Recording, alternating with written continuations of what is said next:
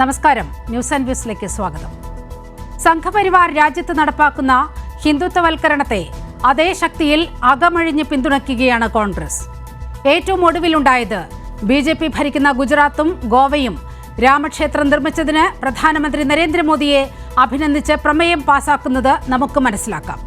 പക്ഷേ ബാബറി മസ്ജിദ് പൊളിച്ച സ്ഥാനത്ത് രാമക്ഷേത്രം പണിഞ്ഞതിനെ കോൺഗ്രസ് എന്തിന് പിന്തുണയ്ക്കണം എന്നതാണ് ചോദ്യം. ഇങ്ങനെ മോദിയെ ഇരു സംസ്ഥാനങ്ങളിലെയും കോൺഗ്രസ് MLA-മാർ പുകഴ്ത്തുന്ന സമയത്താണ് പാർലമെന്റിൽ നരേന്ദ്രമോദി കോൺഗ്രസിനെ അതിരൂക്ഷമായി കടന്നാക്രമിക്കുകയും അധിക്ഷേപിക്കുകയും, അതായത് നെഹ്റു കുടുംബത്തെ തന്നെ അധിക്ഷേപിക്കുകയും ചെയ്തത്. ഇതിലും കോൺഗ്രസിന് മിണ്ടാട്ടമില്ല. ഇന്ത്യയെ ഒരു ഹിന്ദു രാഷ്ട്രമാക്കി തീർക്കാൻ നിലവിലുള്ള നിയമങ്ങൾ പോലും ചവറ്റുകുട്ടയിലേക്ക് എറിയാനും കോടതികളെ കൊണ്ട് അനുകൂല വിധി പറയിപ്പിക്കാനും ഭരണകൂടം തന്നെ ശ്രമിക്കുന്ന ആപൽക്കരമായ ഒരു കാലം നമ്മുടെ മുന്നിൽ ഇങ്ങനെ നിൽക്കുമ്പോഴാണ് കോൺഗ്രസിന്റെ ഈ മൗനം. താമരയ്ക്ക് കോൺഗ്രസ് കൈത്താങ്ങാകുമ്പോൾ ഇനി എന്ത് പ്രതീക്ഷിക്കണം ഈ പാർട്ടിയിൽ നിന്ന്? ഈ ന്യൂസ് ആൻഡ് വ്യൂസ് ഈ വിഷയം ചർച്ച ചെയ്യുമ്പോൾ അതിഥികളായി പങ്കെടുക്കുന്നത് CPIM പ്രതിനിധി KT കുഞ്ഞിക്കണ്ണൻ, കോൺഗ്രസ് പ്രതിനിധി അഡ്വക്കേറ്റ് വസന്ത് തെങ്ങുംപള്ളിയിൽ, BJP പ്രതിനിധി അഡ്വക്കേറ്റ് P കൃഷ്ണദാസ്. ആദ്യം CPIM പ്രതിനിധി KT കുഞ്ഞിക്കണ്ണനിലേക്കാണ്. ശ്രീ KT കുഞ്ഞിക്കണ്ണൻ, ഞാൻ ഏറ്റവും ഒടുവിൽ പറഞ്ഞ് അവസാനിപ്പിക്കുമ്പോൾ പറഞ്ഞതുപോലെ താമരയ്ക്ക് കോൺഗ്രസ് കൈത്താങ്ങാകുമ്പോൾ ഇനി എന്ത് പ്രതീക്ഷിക്കണം ഈ പാർട്ടിയിൽ നിന്ന്, ഈ മതേതര ഇന്ത്യ? കോൺഗ്രസ് പാർട്ടി അതിലർപ്പിതമായ ഉത്തരവാദിത്വം മറക്കുന്നു. കോൺഗ്രസ്സിന് തന്നെ നെഹ്റുക്ക് മുന്നോട്ട് വെച്ച വളരെ മതനിരപേക്ഷമായ ഒരു പാരമ്പര്യത്തെ മറക്കുന്നു. അത് ഇന്ന് തുടങ്ങിയതല്ല. ആഗോളവൽക്കരണ നയത്തിന് തുടക്കം കുറിച്ച കാലം മുതൽ കോൺഗ്രസ് ഹിന്ദുത്വത്തെ പ്രീണിപ്പിക്കാനും വർഗീയമായി സമൂഹത്തിൽ ധ്രുവീകരണം ഉണ്ടാക്കി അതിനെ നേട്ടം തങ്ങൾക്കും കൂടി അനുഭവിക്കാൻ കഴിയുമോ എന്ന വളരെ കുൽസിതമായ പരീക്ഷണം നടത്തിയിട്ടുണ്ട്. പക്ഷേ സംഘപരിവാറിനോട് ഹിന്ദുത്വം പങ്കിട്ട കോൺഗ്രസിനെ സംബന്ധിച്ചിടത്തോളം ദുരന്തപൂർണമായ പതനമാണ്, ആണ് ഉണ്ടായത് എന്നുള്ളത് വർത്തമാനകാല അനുഭവങ്ങളാണ്. ഇന്ത്യൻ നാഷണൽ കോൺഗ്രസിൻ്റെ വർക്കിംഗ് കമ്മിറ്റി രാമക്ഷേത്ര പ്രതിഷ്ഠ നടക്കുന്നതുമായി ബന്ധപ്പെട്ട് അതിൽ പങ്കെടുക്കുമോ ഇല്ലയോ എന്ന വിവാദം രാജ്യത്ത് കത്തി നിന്ന ആളുകളിൽ നമ്മളൊക്കെ കോൺഗ്രസ് പങ്കെടുക്കുമോ ഇല്ലയോ എന്നുള്ള വിഷയം ഇതുപോലുള്ള ചർച്ചകളിലൊക്കെ നിരന്തരമായി നടത്തിക്കൊണ്ടിരിക്കുന്ന സന്ദർഭത്തിലാണ് ഇന്ത്യൻ നാഷണൽ കോൺഗ്രസിൻ്റെ ദേശീയ നേതൃത്വം പറഞ്ഞത്, ഞങ്ങൾ രാമക്ഷേത്ര പ്രതിഷ്ഠാ ചടങ്ങിൽ പങ്കെടുക്കില്ല, പാർട്ടി അതിൽ നിന്ന് ഒഴിഞ്ഞു നിൽക്കും, വ്യക്തികൾക്ക് വേണമെങ്കിൽ പങ്കെടുക്കാം. ആ നിലപാടിൽ നിന്ന് പോലും പിറകോട്ട് പോയി ഓരോ സംസ്ഥാനത്തെയും കോൺഗ്രസ് നേതാക്കൾക്ക് അവർക്ക് അധികാരമുള്ള ഹിമാചൽ പ്രദേശിലെ മുഖ്യമന്ത്രി ഞാൻ പങ്കെടുക്കുമെന്ന് പറഞ്ഞു.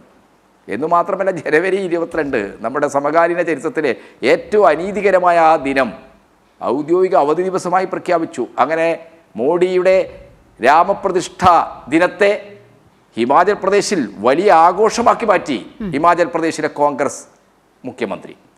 ഓരോ പ്രദേശം എടുത്തു നോക്കിയാലും നമുക്ക് കാണാൻ കഴിയും. UP-യിലാണെങ്കിൽ എന്താണ്, അവിടുത്തെ PCC അധ്യക്ഷൻ എല്ലാ കോൺഗ്രസ്സുകാരോടും സരയൂർ ഇറങ്ങി കുളിച്ച് നനഞ്ഞ വസ്ത്രവുമായിട്ട്, സരയൂ നദിയുടെ വെള്ളത്തിൽ കുതിർന്ന വസ്ത്രവുമായിട്ട് രാമക്ഷേത്രത്തിന് മുമ്പിൽ പോയി മോഡി പ്രതിഷ്ഠ നടത്താൻ പോകുന്ന ആ ശ്രീകോവിലിൽ പോയി പ്രാർത്ഥിക്കാൻ ആവശ്യപ്പെട്ടു.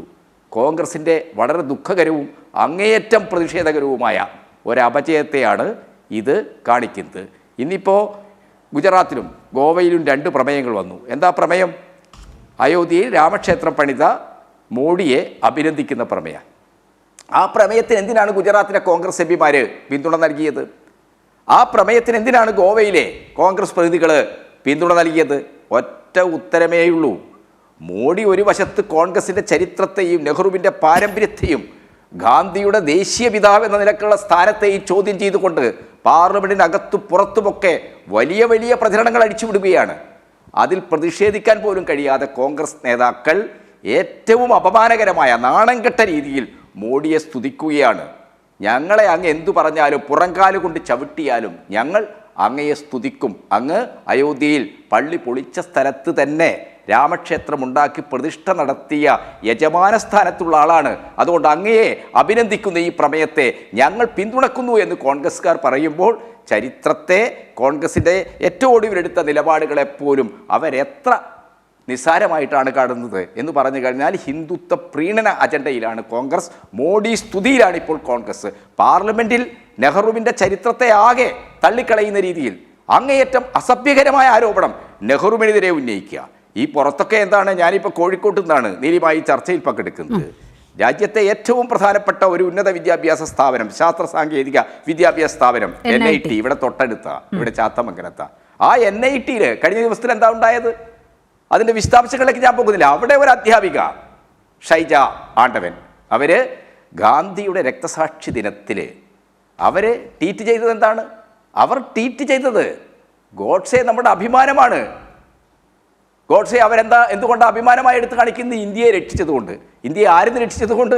നമ്മുടെ മഹാത്മാവിൽ നിന്ന്, ഗാന്ധിയുടെ. അപ്പോൾ ഗാന്ധിയെ ഇല്ലാതാക്കിയ ഗോഡ്സെ അഭിമാനമായി കാണുന്ന അങ്ങേയറ്റം ഭയജനകമായ ഒരു രാഷ്ട്രീയം മുന്നോട്ട് വെച്ച് സമൂഹത്തിലാകെ വിദ്വേഷം, നമ്മുടെ ചരിത്രത്തെ ആകെ നിഷേധിക്കുക, നമ്മുടെ നന്മകളെ, സ്വാതന്ത്ര്യ സമരത്തിൻ്റെ ചരിത്രഗതിയിലൂടെ നമ്മൾ സാംശീകരിച്ച മൂല്യങ്ങളെ, ഗാന്ധിയുടെയും നെഹ്റുവിൻ്റെയും ഒക്കെ തന്നെ തത്വങ്ങളെ എല്ലാം നിരാകരിച്ച് വളരെ അപകടകരമായ വിധ്വംസകമായ ഒരു രാഷ്ട്രീയ സംസ്കാരവുമായി BJP മുന്നോട്ട് പോകുമ്പോൾ നമ്മൾ മനസ്സിലാക്കേണ്ടത് ഈ NITയിൽ നൂറുകണക്കിന് വിദ്യാർത്ഥികൾ പ്രതിഷേധവുമായി രംഗത്ത് വന്നിരിക്കുക. ആ പ്രതിഷേധത്തിൻ്റെ സമ്മർദ്ദത്തിൽപ്പെട്ടി ഈ രാജ്യത്താദ്യമായിട്ടൊരു സംഘപരിവാർ സംഘടന ABVP ഗോഡ്സെയുടെ കോലം കത്തിക്കുന്നു. ഗോഡ്സെയെ രക്ഷകനായ അഭിമാനമായി കണ്ട ആ അധ്യാപകയെ പുറത്താക്കണമെന്ന് കോഴിക്കോട് RICയിൽ നിന്നുകൊണ്ട് ABVP എന്ന് പറയുന്ന സംഘപരിവാർ സംഘടനക്ക് പോലും പറയേണ്ട അവസ്ഥ ഇവിടുത്തെ വിദ്യാർത്ഥികളുടെ ക്യാമ്പസിൻ്റെ മതനിരപേക്ഷ പ്രതിരോധം സൃഷ്ടിച്ചിട്ടുണ്ട്. കോഴിക്കോട്ടെ ജനസമൂഹമാകെ അതിശക്തമായി പ്രതിഷേധിക്കുമ്പോൾ ആ പ്രതിഷേധ മുഖത്തെങ്ങാനും നീലിമ ഒരു മാധ്യമ പ്രവർത്തക എന്ന നിലക്ക് ഈ നാട്ടിലെ കോൺഗ്രസ്സുകാരെ കണ്ടോ? KPCC നേതാവിനെ കണ്ടോ? പ്രതിപക്ഷ നേതാവിനെ കണ്ടോ? ഇവിടുത്തെ DCC മേധാവിയെ കണ്ടോ? ഇല്ല. കോൺഗ്രസിന് പ്രശ്നമല്ല. ഗാന്ധിയെ കൊന്ന ഗോഡ്സെയെ അഭിമാനവും രാജ്യത്തിലെ രക്ഷകനുമായി കൊണ്ടാടുന്ന ഒരു അധ്യാപക, നൂതന സാങ്കേതിക വിദ്യയിൽ അധിഷ്ഠിതമായ ഏറ്റവും ഫ്രോണ്ടിയർ സയൻസിന്റെ മണ്ഡലത്തിലുള്ള കണ്ടുപിടുത്തങ്ങളും അറിവുകളും വിദ്യാർത്ഥികളെ പ്രകടിപ്പിക്കുന്ന ഒരു ശാസ്ത്ര സാങ്കേതിക സ്ഥാപനത്തിലെ അധ്യാപകയായി തുടരാൻ പാടുണ്ടോ? കോൺഗ്രസ്സുകാർക്ക് ഇക്കാര്യമൊന്നും ശ്രദ്ധിക്കാൻ സമയമില്ല. അവരിപ്പോഴെന്താ ചെയ്തുകൊണ്ടിരിക്കുന്നത്? മോഡിയെ സ്തുതിക്കുന്ന അവസ്ഥയിലേക്ക്. അത് ഗുജറാത്തിൽ മാത്രമല്ല, അത് ഗോവയിൽ മാത്രമല്ല, ഈ കേരളത്തിലും അതാണ് സംഭവിച്ചുകൊണ്ടിരിക്കുന്നത് എന്നാണ് നമുക്ക് കാണാൻ കഴിയുന്നത്. അഡ്വക്കേറ്റ് വസന്ത് തെങ്ങുംപള്ളി, ഇതാണ് കോൺഗ്രസിനെതിരെ ഉയരുന്ന ഒരു ആരോപണം. ഈ രാമക്ഷേത്രം എന്നുള്ളത് നമുക്കെല്ലാം അറിയാം. അവിടെ വെറുമൊരു രാമക്ഷേത്രമല്ല, അത് ബാബറി മസ്ജിദ് നിന്നിരുന്ന സ്ഥലത്ത് അത് പൊളിച്ച് ക്ഷേത്രം പണിതതാണ്. ആ ക്ഷേത്രം പണിതതിൽ പ്രധാനമന്ത്രി നരേന്ദ്രമോദിയെ എന്തിന് കോൺഗ്രസിൻ്റെ MLA-മാർ പിന്തുണയ്ക്കണം? കോൺഗ്രസിൻ്റെ MLA-മാർ കൂടി പിന്തുണച്ചതോടെ ഗുജറാത്തിലും ഗോവയിലും നിയമസഭ ഈ പ്രമേയം പാസാക്കുമ്പോൾ അത് ഏകകണ്ഠമായി അംഗീകരിക്കപ്പെടുകയാണ്. ഈ രാജ്യത്ത് നിലനിൽക്കുന്ന ഈ സംഘപരിവാർ ഭീകരത രാജ്യത്ത് അങ്ങേയറ്റം വലിയ ചർച്ചയാകുമ്പോൾ ഇന്ത്യ മുന്നണി അടക്കമുള്ള പാർട്ടികൾ ഈ വിഷയം വലിയ വിഷയമായി ഉയർത്തിക്കൊണ്ടുവരുമ്പോൾ എന്തുകൊണ്ടാണ് കോൺഗ്രസ് ഇങ്ങനെ ഒരു വിരുദ്ധ നിലപാട് കൈക്കൊള്ളുന്നത്? ഒന്ന്, ഈ വിഷയവുമായി ബന്ധപ്പെട്ട് ഗോവയിലെ കോൺഗ്രസ് MLA-മാർ എന്ന് പറയുന്നത് അവിടെ നമ്പർ 3 ആണ്. ഇനി അത് ഒന്നാണെങ്കിൽ പോലും അങ്ങനെ ഒരു നിലപാടെടുത്ത് തെറ്റ് തന്നെയാണ്. പക്ഷേ ആ 3 MLA-മാർ എടുത്ത നിലപാടിനെ പറ്റി AICC അവരോട് വിശദീകരണം ആവശ്യപ്പെടുന്നുണ്ട്. AICC അതിൽ ഒരു നിലപാടെടുക്കുകയും ചെയ്യും. അത് കോൺഗ്രസിന്റെ നിലപാടല്ല. ഒന്ന്. രണ്ട്, ഗുജറാത്തിലെ ഇത് തന്നെയാണ് അവസ്ഥ. കോൺഗ്രസിന്റെ ഏതെങ്കിലും MLA ഒരു കാര്യം വിളിച്ചു പറഞ്ഞു എന്ന് പറഞ്ഞ് അത് ഔദ്യോഗികമായി കോൺഗ്രസിന്റെ തലയിൽ കെട്ടിവെക്കാൻ നിങ്ങൾ ശ്രമിക്കുകയാണെങ്കിൽ, ഇതാ നോക്കൂ, 2023 മനോരമയുടെ ഓൺലൈൻ റിപ്പോർട്ട് ചെയ്യുന്ന ഒരു വാർത്തയാണ്. അത് ഇന്ത്യ ടുഡേയുടെ കൊണ്ട് ഞാൻ മലയാളം കിട്ടാൻ വേണ്ടി ഇത് എടുത്തതേ ഉള്ളൂ. രാഷ്ട്രീയ ശത്രുക്കൾ ഒരുമിച്ചു. ബംഗാളിൽ CPM BJP സഖ്യത്തിന് തകർപ്പൻ ജയം. BJPയുമായി ഒരുമിച്ച് ത്രിതല പഞ്ചായത്ത് തെരഞ്ഞെടുപ്പുകളിൽ ബംഗാളിൽ മത്സരിച്ച് 52 സീറ്റുകളിൽ വിജയിച്ച സഖ്യമുണ്ട് ബംഗാളിൽ CPM-ന്. രണ്ട്, ഇവർ BJP ആകുന്നതിന് മുമ്പ് ജനസംഘമായിരുന്ന സമയത്ത് RSSന്റെ രാഷ്ട്രീയ ഫോം അത് ജനസംഘമായിരുന്നല്ലോ. ആ ജനസംഘത്തിന് നാടൊട്ടുക്കും പ്രസംഗിക്കാൻ വേദി ഉണ്ടാക്കി കൊടുത്ത് അവരുമായി വേദി പങ്കിട്ട പാരമ്പര്യവും CPM-നുണ്ട്, ഞങ്ങളെ കണ്ണടച്ചങ്ങ് വിമർശിക്കുമ്പോൾ. ഇനി മൂന്ന്, രാജ്യത്തൊട്ടാകെ ഈ BJP-യുടെ RSSന്റെ കൊള്ളരുതായികൾക്കെതിരെ, അവരുടെ സവർണ മേധാവിത്വത്തിനെതിരെ, അവരുടെ വർഗീയ അജണ്ടകൾക്കെതിരെ പടപൊരുതുന്നത് ഇന്ത്യൻ നാഷണൽ കോൺഗ്രസ് ആണെന്ന് ശ്രീ KP കുഞ്ഞിക്കണ്ണന് എതിരഭിപ്രായം ഉണ്ടായിരിക്കാം. പക്ഷെ സീതാറാം യെച്ചൂരിക്ക് അത് ഉണ്ടാവില്ല. അദ്ദേഹത്തോട് ചോദിച്ചാൽ മതി. അതുകൊണ്ടാണല്ലോ ഇന്ത്യ മുന്നണി എന്ന് പറയുന്ന സഖ്യത്തിന്റെ ഭാഗമായി ഈ സീതാറാം അടക്കമുള്ളവർ ഞങ്ങളുടെ ഒപ്പം നിൽക്കുന്നത്. ഏതെങ്കിലും ഒരു MLA ഒരു സ്റ്റാൻഡ് എടുത്തു എന്ന് പറഞ്ഞ് അതിൽ ഞങ്ങൾ പറഞ്ഞല്ലോ വിശദീകരണം പാർട്ടി ചോദിക്കും, അതിൽ ഉചിതമായ നടപടി സ്വീകരിക്കുകയും ചെയ്യും. അതാണ് ഞാൻ ഈ ചർച്ചയ്ക്ക് മുമ്പ് അതെ എപ്പോഴാണ് ഇത്തരത്തിൽ വിശദീകരണം ചോദിച്ചത്? വസന്ത, ഒരു വ്യക്തതയ്ക്കാണ്. കാരണം മാധ്യമങ്ങളിലൊന്നും അത്തരത്തിൽ ഒരു റിപ്പോർട്ട് കണ്ടില്ല, അതുകൊണ്ടാണ് ചോദിക്കുന്നത്. എപ്പോഴാണ് AICC അത്തരത്തിൽ ഒരു വിശദീകരണം ചോദിച്ചതായി കാണുന്നത്? നമ്മുടെ അറിവിലില്ല, അതുകൊണ്ടാണ് ചോദിക്കുന്നത്. നീലിമ, ഈ ചർച്ചയ്ക്ക് വിളിക്കുന്ന സമയത്താണ് ഞാൻ ഈ വാർത്തയുമായി ബന്ധപ്പെട്ടുള്ള വിശദാംശങ്ങൾ നോക്കുന്നത്. രണ്ട് മാധ്യമങ്ങളാണ് ഈ വാർത്ത റിപ്പോർട്ട് ചെയ്തിരിക്കുന്നത്. ഒന്ന് NDTV ഇപ്പോൾ ആരുടെ കയ്യിലാണെന്ന് നമുക്കറിയാം. 2 കൈരളി. രണ്ടിന്റെയും ക്രെഡിബിലിറ്റിയെ ഞാൻ ചോദ്യം ചെയ്യുന്നില്ല. അതുകൊണ്ട് തന്നെ AICC വൃത്തങ്ങളുമായി ഞാൻ ചോദിക്കുകയും ഔദ്യോഗികമായ പാർട്ടി സ്റ്റാൻഡ് എന്ന് ചോദിച്ചപ്പോൾ എനിക്ക് കിട്ടിയ വിവരമാണ് ഞാൻ ഔദ്യോഗികമായ പാർട്ടി സ്റ്റാൻഡായി പറയുന്നത്. വിശദീകരണം ചോദിക്കും. ഇന്നലെയാണ് ഈ സംഭവം ഉണ്ടായിരിക്കുന്നത്. വിശദീകരണം പാർട്ടി ചോദിക്കും, അതിൽ ഉചിതമായ നടപടി പാർട്ടി എടുക്കുകയും ചെയ്യും. അത് പാർട്ടിയുടെ തീരുമാനമാണ്. അത് ഔദ്യോഗികമായി പറഞ്ഞു കഴിഞ്ഞല്ലോ. ഇനി ഞാൻ പറഞ്ഞല്ലോ, ഞങ്ങളെ അങ്ങ് കണ്ണടച്ച് വിമർശിക്കുമ്പോൾ അവരുടെ കൂടെ സഖ്യത്തിന് പോയവർ, അവർക്ക് 2 MP-മാർ മാത്രം ഉണ്ടായിരുന്ന കാലത്ത് അവർക്ക് രാജ്യമൊട്ടക്കും വേർട്ടം ഉണ്ടാക്കി കൊടുക്കുന്ന രീതിയിൽ പ്രസംഗിക്കാൻ വേദി ഉണ്ടാക്കി കൊടുത്തവർ, അവരിതിനെപ്പറ്റി തിരിച്ച് ചിന്തിക്കണ്ടേ? ഹൈദരാബാദിൽ 3ാം മുന്നണി എന്ന് പറയുന്ന സഖ്യം ഉണ്ടാക്കാൻ പോയതാരാണ്? ഇപ്പൊ ദേവഗൌഡ എന്താണ് പറഞ്ഞത്? പിണറായി വിജയന്റെ ആശീർവാദത്തോടു കൂടിയാണ് എന്റെ സർക്കാർ BJP-യുമായി ഒന്നു ചേർന്ന് ഞാനിവിടെ സർക്കാർ ഉണ്ടാക്കിയതെന്ന് ദേവഗൌഡ പറഞ്ഞില്ലേ. പിന്നീട് അദ്ദേഹം തിരുത്തിയെങ്കിൽ പോലും ഇപ്പൊ നാളെ ഈ കോൺഗ്രസ് MLA-മാർ തിരുത്തിയാൽ ദേവഗൌഡ പറഞ്ഞതുപോലെ തന്നെ ആയില്ലേ? ഒന്നത്. 2, ഈ രാംലല്ലയുമായി ബന്ധപ്പെട്ട് അതിൽ ഇന്ത്യൻ നാഷണൽ കോൺഗ്രസ് എന്ന് പറയുന്ന പാർട്ടിയുടെ പരമോന്നത കമ്മിറ്റി, CPM-ന് കേന്ദ്ര കമ്മിറ്റിയും പോളിറ്റ് ബ്യൂറോയും പോലെ CWC ആണ് കോൺഗ്രസ് വർക്കിംഗ് കമ്മിറ്റി. ആ കോൺഗ്രസ് വർക്കിംഗ് കമ്മിറ്റി വിവിധ തലങ്ങളിൽ ചർച്ച ചെയ്ത് വിവിധ ഒപ്പോസിഷനും അതുമായി സപ്പോർട്ടും ഒക്കെ ഉണ്ടായി. വിവിധ തലങ്ങളിൽ വിവിധ വ്യക്തികൾ വിവിധ ആശയങ്ങൾ രൂപപ്പെടുത്തി. അതുമായി ബന്ധപ്പെട്ട നീണ്ട ചർച്ചകൾക്ക് ശേഷമാണ് CWC ഒരു തീരുമാനമെടുത്തത്. പാർട്ടി ഔദ്യോഗികമായി പോകില്ല. ശ്രീമതി സോണിയാഗാന്ധിക്ക്, മുൻ AICC അധ്യക്ഷയ്ക്കും AICC പ്രസിഡന്റിനും ഒക്കെ ക്ഷണം ലഭിച്ചിട്ടുണ്ടെങ്കിൽ ഒരിക്കലും അതിൽ അല്ല. അപ്പോൾ ഉത്തർപ്രദേശ് PCC ഘടകം എന്ന് പറയുന്നത് ഔദ്യോഗികമല്ലേ? ഉത്തർപ്രദേശ് PCC അധ്യക്ഷനാണല്ലോ. അവിടേക്ക് സരയൂ നദിയിൽ മുങ്ങിക്കുളിച്ച് അവിടെ ശ്രീരാമനെ പോയി തൊഴണം, അവിടെ ഭജന നടത്തണം, 2500 പേരെങ്കിലും അങ്ങോട്ടേക്ക് മാർച്ച് നടത്തണം എന്നൊക്കെ ആഹ്വാനം ചെയ്യുന്നത് UP-യിലെ PCC അധ്യക്ഷനല്ലേ? അത് ഔദ്യോഗിക ഭാഗമല്ലേ? അല്ല, അവിടെയാണ് ഉത്തരമുള്ളത്. അതാണ് ഞാൻ പറഞ്ഞു വരുന്നത്. അതായത് വളരെ കൃത്യമാണ്. ഒന്ന്, രാമക്ഷേത്രവുമായി ബന്ധപ്പെട്ട് അവിടെ ഇത് പൊളിക്കുന്നതിന് മുമ്പേ, ബാബറി മസ്ജിദ് പൊളിക്കുന്നതിന് മുമ്പേ തുടങ്ങിയ കോടതി വ്യവഹാരങ്ങളുണ്ട്. അതിന്റെയൊക്കെ ഒടുക്കമാണ് അവിടെ ഭരണഘടനാ ബെഞ്ച് ഒരു തീരുമാനം എടുക്കുന്നത്. ആ തീരുമാനത്തിൽ ഭരണഘടനാ ബെഞ്ച് കൃത്യമായി പറയുന്നുണ്ട് അവിടെ ബാബറി എന്ന് പറയുന്ന ഒരു പള്ളി ഉണ്ടായിരുന്നു എന്നും അത് പൊളിച്ചു എന്നതിനും തെളിവുണ്ട്. എന്നാൽ അവിടെ രാമക്ഷേത്രം എന്ന് പറയുന്ന ഒരു മുൻകാല ക്ഷേത്രം ഉണ്ടായിരുന്നു എന്നതിന് തെളിവില്ല. സ്വയംഭൂവായ പ്രതിഷ്ഠയാണ് അവിടെ ഉണ്ടായിരുന്നതെന്ന് സുപ്രീം കോടതിയുടെ വിധിവാചകത്തിലുണ്ട്. ഈ വിധിവാചകമൊക്കെ നിലനിൽക്കുമ്പോൾ തന്നെ അവിടെ രാമക്ഷേത്രം പണിയാൻ തീരുമാനമെടുക്കുന്നു. അതിനെ ഇതിലെ എക്സ് പാർട്ടി, അതായത് അവിടുത്തെ മുസ്ലിം സംഘടനകൾ, അവർ പോലും ആ വിധിയെ അംഗീകരിച്ചു കഴിഞ്ഞു. അങ്ങനെ അംഗീകരിക്കുമ്പോൾ സ്വാഭാവികമായും കോൺഗ്രസ് പാർട്ടിക്ക് മാത്രം ഇല്ല, പറ്റില്ല, ഇതാ 2 കംപ്ലൈന്റുമായിട്ട് വന്ന പാർട്ടി പോലും അംഗീകരിച്ചു കഴിഞ്ഞു, ഞങ്ങൾ അംഗീകരിക്കില്ല എന്ന് പറയാൻ പറ്റുമോ? ഇല്ല. ഞങ്ങളുടെ തീരുമാനം പറഞ്ഞല്ലോ. ഔദ്യോഗികമായി നാഷണൽ കോൺഗ്രസിന്റെ AICC വക്താക്കളോ AICC നേതാക്കളോ വളരെ നിഷ്കളങ്കമായ മറുപടി. ബാബറി മസ്ജിദ് തകർക്കപ്പെട്ടപ്പോഴുള്ള കഥകളെല്ലാം നമ്മുടെ മുന്നിലുണ്ട്. ഞാൻ അങ്ങയിലേക്ക് വരാം. ശ്രീ KT കുഞ്ഞിക്കണ്ണൻ, കോൺഗ്രസ് പ്രതിനിധി ഇക്കാര്യത്തിൽ നൽകുന്ന വിശദീകരണം എത്രത്തോളം മുഖവിലക്കെടുക്കാം? ഒന്നാമതായി കോൺഗ്രസിൻ്റെ പ്രതിനിധി ആരൊക്കെ ഉണ്ടാക്കിയ ഫേക്ക് ന്യൂസുകൾ CPM-നെതിരായിട്ട് വാദിക്കുക. അദ്ദേഹത്തിന് ചരിത്രം അറിയൂ. 1977 ഇന്ദിരാഗാന്ധിയുടെ സ്വേച്ഛാധിപത്യ വാഴ്ചയെ ഇല്ലാതാക്കാനായിട്ട് ജയപ്രകാശ് ഉണ്ടാക്കിയ ഒരു പാർട്ടിയാണ് ജനതാ പാർട്ടി. ആ ജനതാ പാർട്ടിയിൽ CPM-ഉം ML പാർട്ടികളൊന്നുമില്ല. ആ ജനതാ പാർട്ടിക്ക് ഇവിടുത്തെ ഇടതുപക്ഷ കക്ഷികൾ പിന്തുണ കൊടുത്തു. ഇന്ദിരാ സ്വേച്ഛാധിപത്യം അവസാനിപ്പിക്കുന്ന രീതിയിൽ തെരഞ്ഞെടുപ്പ് നടന്നു. ഇന്ദിരാഗാന്ധി പുറത്തുപോയി. അതിനുശേഷം ജനതാ പാർട്ടിയിലുണ്ടായിരുന്ന ഈ ജനസംഘക്കാരായ ആളുകൾ RSSലും ജനതാ പാർട്ടിയിലും ഇരട്ട അംഗത്വ പ്രശ്നം അത് ഉയർത്തിക്കൊണ്ടുവന്നത് ആരാന്നറിയോ? ഇവിടുത്തെ ഇടതുപക്ഷ പാർട്ടികളാണ്. അന്ന് സോഷ്യലിസ്റ്റ് വിഭാഗത്തെ പ്രതികരിച്ച മധുലിമയെ പോലെയുള്ള ആളുകൾ അത് ശക്തമായി ജനതാ പാർട്ടിക്കകത്ത് ഉയർത്തി. അതിൻ്റെയൊക്കെ പശ്ചാത്തലത്തിലാണ് ജനതാ പാർട്ടി ശിഥിലമായി ബി ജെ പി 80-കളിൽ ഉണ്ടാകുന്നത്. 80-കളിൽ ബി ജെ പിയെ ഉണ്ടാക്കിയ RSS 1980-ൽ നടന്ന തെരഞ്ഞെടുപ്പിൽ ആർക്കാണ് പിന്തുണ കൊടുത്തതെന്ന് താങ്കൾക്കറിയോ? അന്ന് ദേവറസാണ് RSSൻ്റെ മേധാവി. ശ്രീമതി ഗാന്ധിക്ക് പരസ്യമായി പിന്തുണ കൊടുത്തു. പിന്നീട് ജമ്മു കാശ്മീരിൽ തെരഞ്ഞെടുപ്പ് നടത്തു. RSS BJP ഉണ്ടായിട്ടും അവർക്കല്ല പിന്തുണ കൊടുത്തത്, ഇന്ദിരാഗാന്ധിക്കാണ്. മഹാരാഷ്ട്ര മുനിസിപ്പാലിറ്റി തെരഞ്ഞെടുപ്പുണ്ടായി, ആർക്കാ പിന്തുണ കൊടുത്തത്? ഇന്ദിരാഗാന്ധിക്കാ പിന്തുണ കൊടുത്ത്. 1984-ൽ ഇന്ദിരാഗാന്ധിയുടെ മരണമുണ്ടാക്കിയ വൈകാരികമായ ഒരവസ്ഥയിൽ നടന്ന തെരഞ്ഞെടുപ്പിൽ അയോധ്യയിൽ നിന്ന് തെരഞ്ഞെടുപ്പ് പ്രചരണം ആരംഭിച്ച് ഞാൻ രാമരാജ്യത്തിന് വേണ്ടിയാ മത്സരിക്കുന്നു പറഞ്ഞു. നെഹ്റുവിന് കിട്ടാത്ത ഭൂരിപക്ഷം കിട്ടി. അതിൻ്റെയൊക്കെ ഫലം എന്താണ്? 86-ൽ ബാബറി മസ്ജിദിന്റെ താഴ്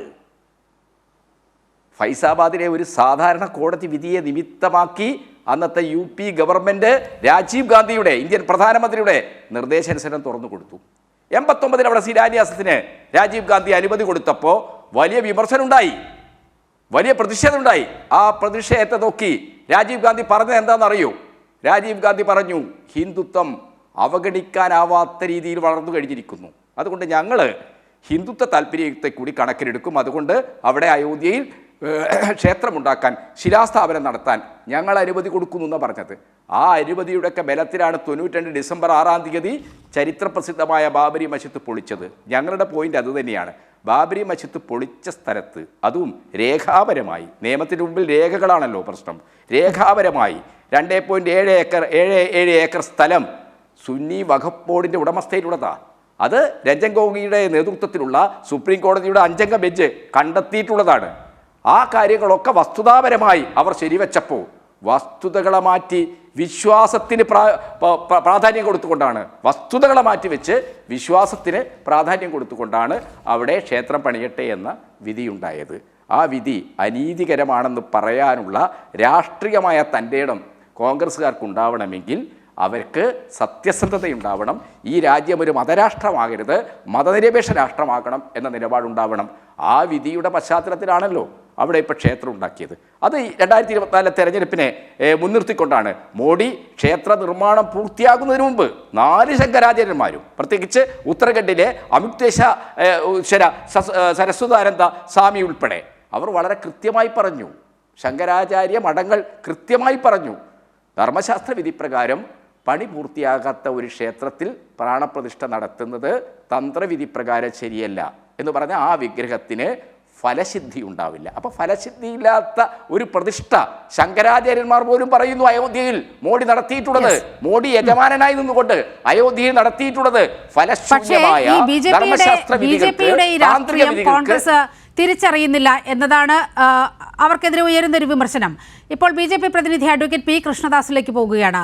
അഡ്വക്കേറ്റ് P. കൃഷ്ണദാസ്, ഇന്നലെ പ്രധാനമന്ത്രി പാർലമെന്റിൽ നടത്തിയ പ്രസംഗം അങ്ങേയറ്റം ആത്മവിശ്വാസം പ്രകടിപ്പിച്ചുകൊണ്ടാണ് അദ്ദേഹം ഇന്നലെ പാർലമെന്റിൽ സംസാരിക്കുന്നത്.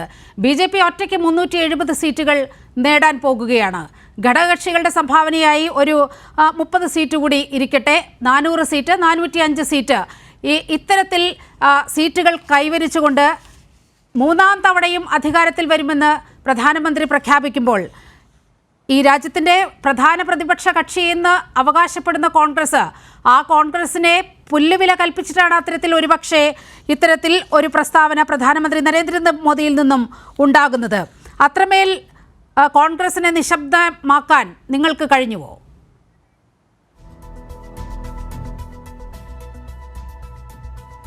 നീലിമായി, ഇതിൽ കോൺഗ്രസിനെ നിശബ്ദമാക്കുക എന്നുള്ളതല്ലല്ലോ. ഞങ്ങളുടെ സീറ്റുകൾ പിടിക്കുന്നതിനെ കുറിച്ചാണ് പറഞ്ഞത്. അതിൽ കോൺഗ്രസിന് എത്ര കുറയുമെന്നോ അയോധ്യ പ്രാണപ്രതിഷ്ഠയ്ക്ക് ശേഷമാണല്ലോ ഇത്തരത്തിലുള്ള ചർച്ചകളെല്ലാം ഉരുത്തിരിയുന്നത്. ഇവിടെ 3-ാമതും അധികാരത്തിൽ വരുമെന്നൊക്കെ ഈ അയോധ്യയുടെ ചുവട് പിടിച്ചുകൊണ്ടാണ് പറഞ്ഞു വെക്കുന്നത്. അതുകൊണ്ടുകൂടിയാണ് ചോദിക്കുന്നത്. അപ്പോൾ പ്രധാന പ്രതിപക്ഷമായ കോൺഗ്രസിൽ നിന്നും ഒരു എതിർ ശബ്ദം വരുന്നില്ല. അത്തരത്തിൽ ഇന്നലെ അതിരൂക്ഷമായ വിമർശനം പ്രധാനമന്ത്രി രാഹുൽ ഗാന്ധിയെ ഉദ്ദേശിച്ചുകൊണ്ട്, സോണിയാഗാന്ധിയെ ഉദ്ദേശിച്ചുകൊണ്ട്, നെഹ്റു കുടുംബത്തെ ഉദ്ദേശിച്ചുകൊണ്ട് എല്ലാം അങ്ങേയറ്റം അങ്ങേറ്റ കോൺഗ്രസിന് അപമാനകരമായ വലിയ പ്രസ്താവനകൾ നടത്തി. അതായത് നിങ്ങളും കോൺഗ്രസിനെ ഒരു തരത്തിലും പരിഗണിക്കുന്നില്ല, അത്തരത്തിലൊരു പ്രതിപക്ഷമായി കണക്കാക്കുന്നില്ല എന്ന വാക്കുകൾ അദ്ദേഹത്തിൻ്റെ ഇന്നലത്തെ പ്രസംഗത്തിലുണ്ട്.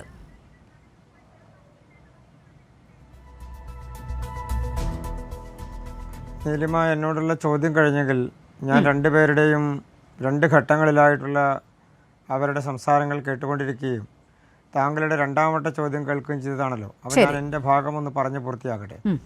BJPയെ സംബന്ധിച്ചിടത്തോളം ഈ വരാൻ പോകുന്ന പാർലമെൻറ്റ് തിരഞ്ഞെടുപ്പ് BJPക്ക് ആത്മവിശ്വാസം നൽകുന്നത് രാമജന്മഭൂമി വിഷയവുമായി ബന്ധപ്പെട്ടുകൊണ്ട്, അവിടുത്തെ ക്ഷേത്ര നിർമ്മാണവുമായി ബന്ധപ്പെട്ടുകൊണ്ട് കാലങ്ങളായി BJP ഉയർത്തുന്നൊരു വിഷയമാണത്. അതിൻ്റെ പ്രധാനപ്പെട്ട കാരണം BJP ഏതാണ്ട് 80കളുടെ കാലഘട്ടം മുതൽ രാമജന്മഭൂമിയിൽ ക്ഷേത്രം പണിയേണ്ടതാണ് എന്ന നിലപാട് സ്വീകരിച്ചിട്ടുള്ള രാഷ്ട്രീയ പാർട്ടിയാണ്. കോൺഗ്രസ് ആണെങ്കിലും ഇടതുപക്ഷ പാർട്ടികളാണെങ്കിലും രാജ്യത്ത് രാമക്ഷേത്രം നിർമ്മിക്കേണ്ടതില്ല എന്ന നിലപാട് പല ഘട്ടങ്ങളിലായി സ്വീകരിക്കുകയും അതിന് വിരുദ്ധമായ നിലപാടുകൾ സ്വീകരിക്കുകയും ചെയ്തിട്ടുള്ള രാഷ്ട്രീയ നയത്തിൻ്റെ വക്താക്കളാണ്. അപ്പോൾ BJPയെ സംബന്ധിച്ച് ഞങ്ങൾ ഉയർത്തിയിട്ടുള്ള ഒരു രാഷ്ട്രീയ നയം എന്ന് പറയുന്നത് രാമജന്മഭൂമിയിലെ ക്ഷേത്ര നിർമ്മാണവുമായി ബന്ധപ്പെട്ടുകൊണ്ട് കാലാകാലങ്ങളായി BJP ഉന്നയിക്കുന്ന വിഷയം അത് പരിഹരിക്കപ്പെട്ടു. ഈ 2ാം മോഡി സർക്കാരിൽ അത് പരിഹരിക്കപ്പെട്ടു എന്ന് മാത്രമല്ല, അത് പൂർത്തിയാക്കുന്ന ഒരു സാഹചര്യമുണ്ടായി. അതോടൊപ്പം തന്നെ ആ ക്ഷേത്ര നിർമ്മാണത്തോടൊപ്പം തന്നെ തൊട്ടപ്പുറത്ത് അതുമായി ബന്ധപ്പെട്ടുകൊണ്ട് മുസ്ലിം സമൂഹത്തിന് അവരുടെ ആരാധനാലയം നിർമ്മിക്കുന്നതിനും അവരുടെ ആരാധനാലയത്തിന് വേണ്ടിയിട്ടുള്ള പള്ളി പണിയുന്നതിന് വേണ്ടിയിട്ടുള്ള നടപടികളും അടക്കമുള്ള കാര്യങ്ങൾക്ക് ഉത്തർപ്രദേശ് ഗവൺമെൻറ് ആണെങ്കിലും കേന്ദ്ര ഗവൺമെൻറ് ആണെങ്കിലും ബഹുമാനപ്പെട്ട സുപ്രീം കോടതിയുടെ വിധിയുടെയും സെറ്റിൽമെൻറ്റിൻ്റെയും എല്ലാം അടിസ്ഥാനത്തിൽ ആ തരത്തിലുള്ള ഒരു നടപടിയുമായി മുന്നോട്ട് പോയിക്കൊണ്ടിരിക്കുകയാണ്. അപ്പോൾ നമ്മളുടെ രാജ്യത്തെ സംബന്ധിച്ചിടത്തോളം ഒരു കാലങ്ങളായി നിലനിന്നിരുന്നൊരു തർക്കം, അതോടൊപ്പം തന്നെ കാലങ്ങളായി നിലനിന്നിരുന്ന ഒരു വൈദേശിക ശക്തിയുടെ ആക്രമണത്തിൻ്റെ ഭാഗമായിട്ടുള്ള ഒരു തർക്കമന്ദിരം അത് തകർക്കപ്പെട്ടു എന്നുള്ളത് യാഥാർത്ഥ്യം തന്നെയാണ്. അതിനുശേഷമുണ്ടായിട്ടുള്ള കോടതി ഇടപെടലുകൾ, അതിനുശേഷമുണ്ടായിട്ടുള്ള വിധി പ്രസ്താവങ്ങൾ, അതിനുശേഷമുണ്ടായിട്ടുള്ള സെറ്റിൽമെൻറ്റുകൾ, അതിനോടൊപ്പം നടന്നിട്ടുള്ള ധാരണകളെല്ലാം അനുസരിച്ച് നമ്മൾ 2 വിഭാഗങ്ങൾ തമ്മിലുള്ള തർക്കങ്ങൾ അവസാനിപ്പിച്ച് നമ്മളൊരു ശാശ്വതമായിട്ടുള്ള പരിഹാരത്തിലേക്ക് മാറുകയാണ്. അവിടെ എന്തിനാണ് നമ്മൾ വീണ്ടും ഒരു കുത്തിത്തിരിപ്പുണ്ടാക്കി, അവിടെ ഒരു പ്രശ്നമുണ്ടാക്കി, ഇതൊരു വലിയ പ്രശ്നമാണ് എന്ന് വരുത്തി തീർത്ത് വീണ്ടും ഒരു തർക്കമുണ്ടാക്കുന്നത്?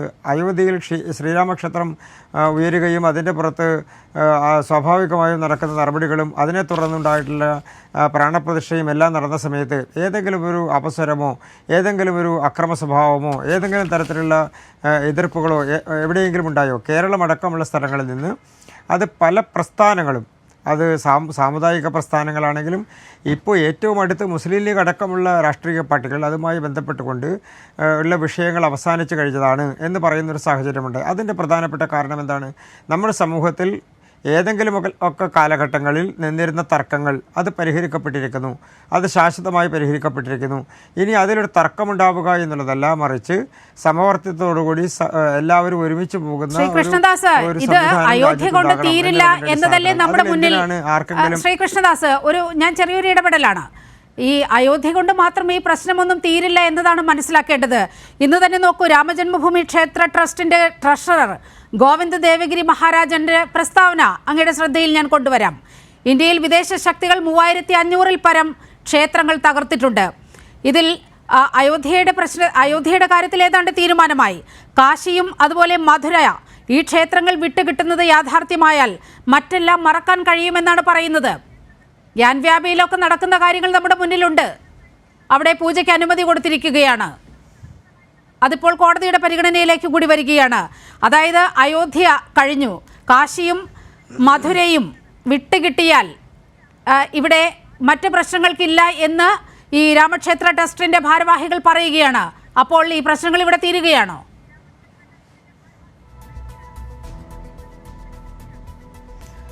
അതിൽ നീലിമയും ബഹുമാനപ്പെട്ട ശ്രീ കുഞ്ഞിക്കണ്ണനും അടക്കമുള്ള ആളുകൾ എന്തിനാണ് വേവലാതിപ്പെടുന്നത്? നമ്മുടെ രാജ്യത്ത് ഒരു കാലഘട്ടത്തിൽ നമ്മുടെ രാജ്യത്തിന്റെ സംസ്കാരത്തെ മറ്റ് പാർട്ടികൾക്ക്, മറ്റ് പ്രതിപക്ഷ കക്ഷികൾക്ക്, അതുപോലെ ഇവിടുത്തെ രാജ്യത്തെ ന്യൂനപക്ഷ വിഭാഗത്തിന് അവർക്കെല്ലാം ആശങ്കയുണ്ട്. BJPക്ക് ആശങ്കയില്ല എന്ന് വളരെ കൃത്യമല്ലേ?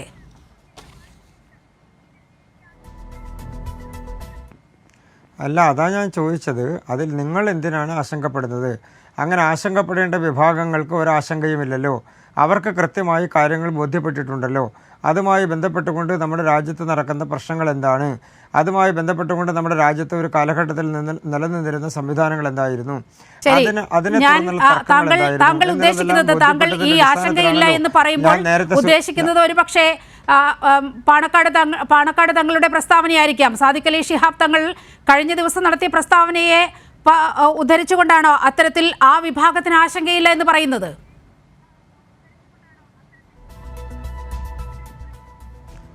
അത് മാത്രമല്ലല്ലോ, നിങ്ങൾക്ക് മനസ്സിലാവാത്തൊരു പ്രധാനപ്പെട്ട കാര്യം, ഉത്തർപ്രദേശ് അടക്കമുള്ള സംസ്ഥാനങ്ങളിൽ ബഹുഭൂരിപക്ഷമുള്ള മുസ്ലിം സമൂഹം താമസിക്കുന്ന പ്രദേശങ്ങൾ BJPയുടെ MLAമാർ ജയിച്ചു വരുന്നതിൻ്റെ പിന്നിൽ 50% ഒരു സമൂഹം താമസിക്കുന്ന സ്ഥലങ്ങളിൽ അവിടെയും BJPയുടെ MLA മാത്രമാണ് ജയിച്ചു വന്നിട്ടുള്ളത്.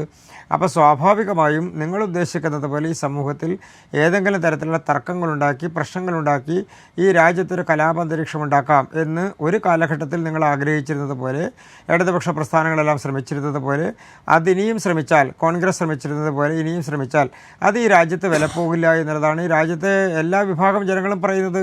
ഇപ്പോൾ കേരളം അടക്കമുള്ള സ്ഥലങ്ങളിൽ ഏതെങ്കിലും തരത്തിലുള്ള തർക്കമുണ്ടാക്കാൻ നിങ്ങൾ വിചാരിച്ചാൽ അങ്ങനെ തർക്കമുണ്ടാകുന്നൊരു സാഹചര്യമില്ല എന്ന് അതുമായി ബന്ധപ്പെട്ടുകൊണ്ടുള്ള എല്ലാ ആളുകളും പറഞ്ഞിരിക്കുന്നു. അത് ബഹുമാനപ്പെട്ട തങ്ങൾ മാത്രമല്ല, എത്രയോ ആളുകൾ അതുമായി ബന്ധപ്പെട്ടുകൊണ്ടുള്ള അഭിപ്രായം രൂപീകരിച്ചിരിക്കുന്നു, അവരുടെ അഭിപ്രായം തുറന്നു പറഞ്ഞിരിക്കുന്നു.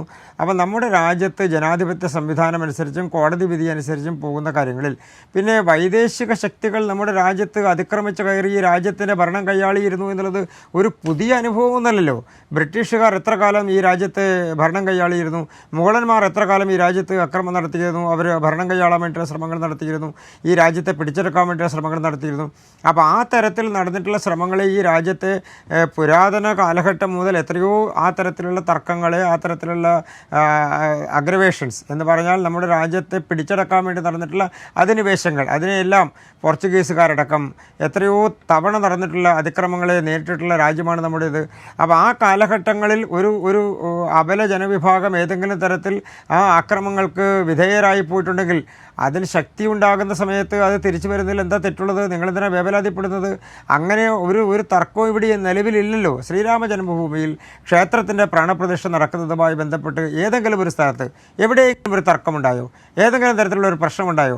അപ്പോൾ ഇപ്പോൾ വൈകിയ വേളയിലും ഏതെങ്കിലും തരത്തിലുള്ള പ്രശ്നങ്ങൾ ഉണ്ടാവണമെങ്കിൽ ഉണ്ടായിക്കോട്ടെ, അതിനുവേണ്ടി ഞങ്ങളുടെ ചർച്ചയും ഞങ്ങളുടെ വാഗ്ധോരണികളും എല്ലാം ഒരു വളമാകുമെങ്കിൽ വളമായിക്കോട്ടെ എന്ന് വിചാരിക്കുന്ന ആളുകളോട് നല്ല നമസ്കാരം പറയാൻ മാത്രമേ നിലവിലെ സാഹചര്യത്തിൽ കഴിയൂ.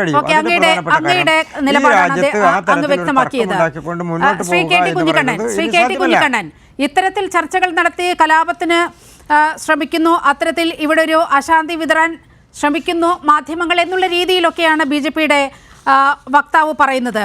ഇന്ന് ഈ രാമജന്മഭൂമി ക്ഷേത്ര ട്രസ്റ്റിന്റെ ട്രഷറർ പറഞ്ഞത് തന്നെ നമ്മുടെ മുന്നിലിരിക്കുകയാണ്. 3500-ൽ പരം ക്ഷേത്രങ്ങൾ തകർത്തിട്ടുണ്ട്.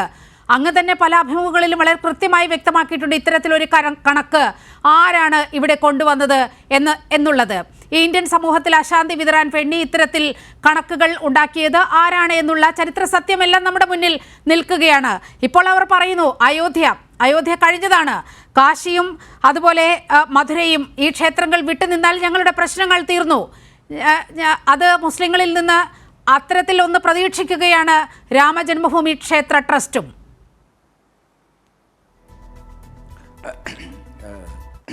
BJPയുടെ പ്രതിനിധി ശ്രീ കൃഷ്ണദാസ് വളരെ സൗമ്യമായ ഭാഷയിൽ പറഞ്ഞു പോകുന്ന കാര്യങ്ങളുണ്ടല്ലോ.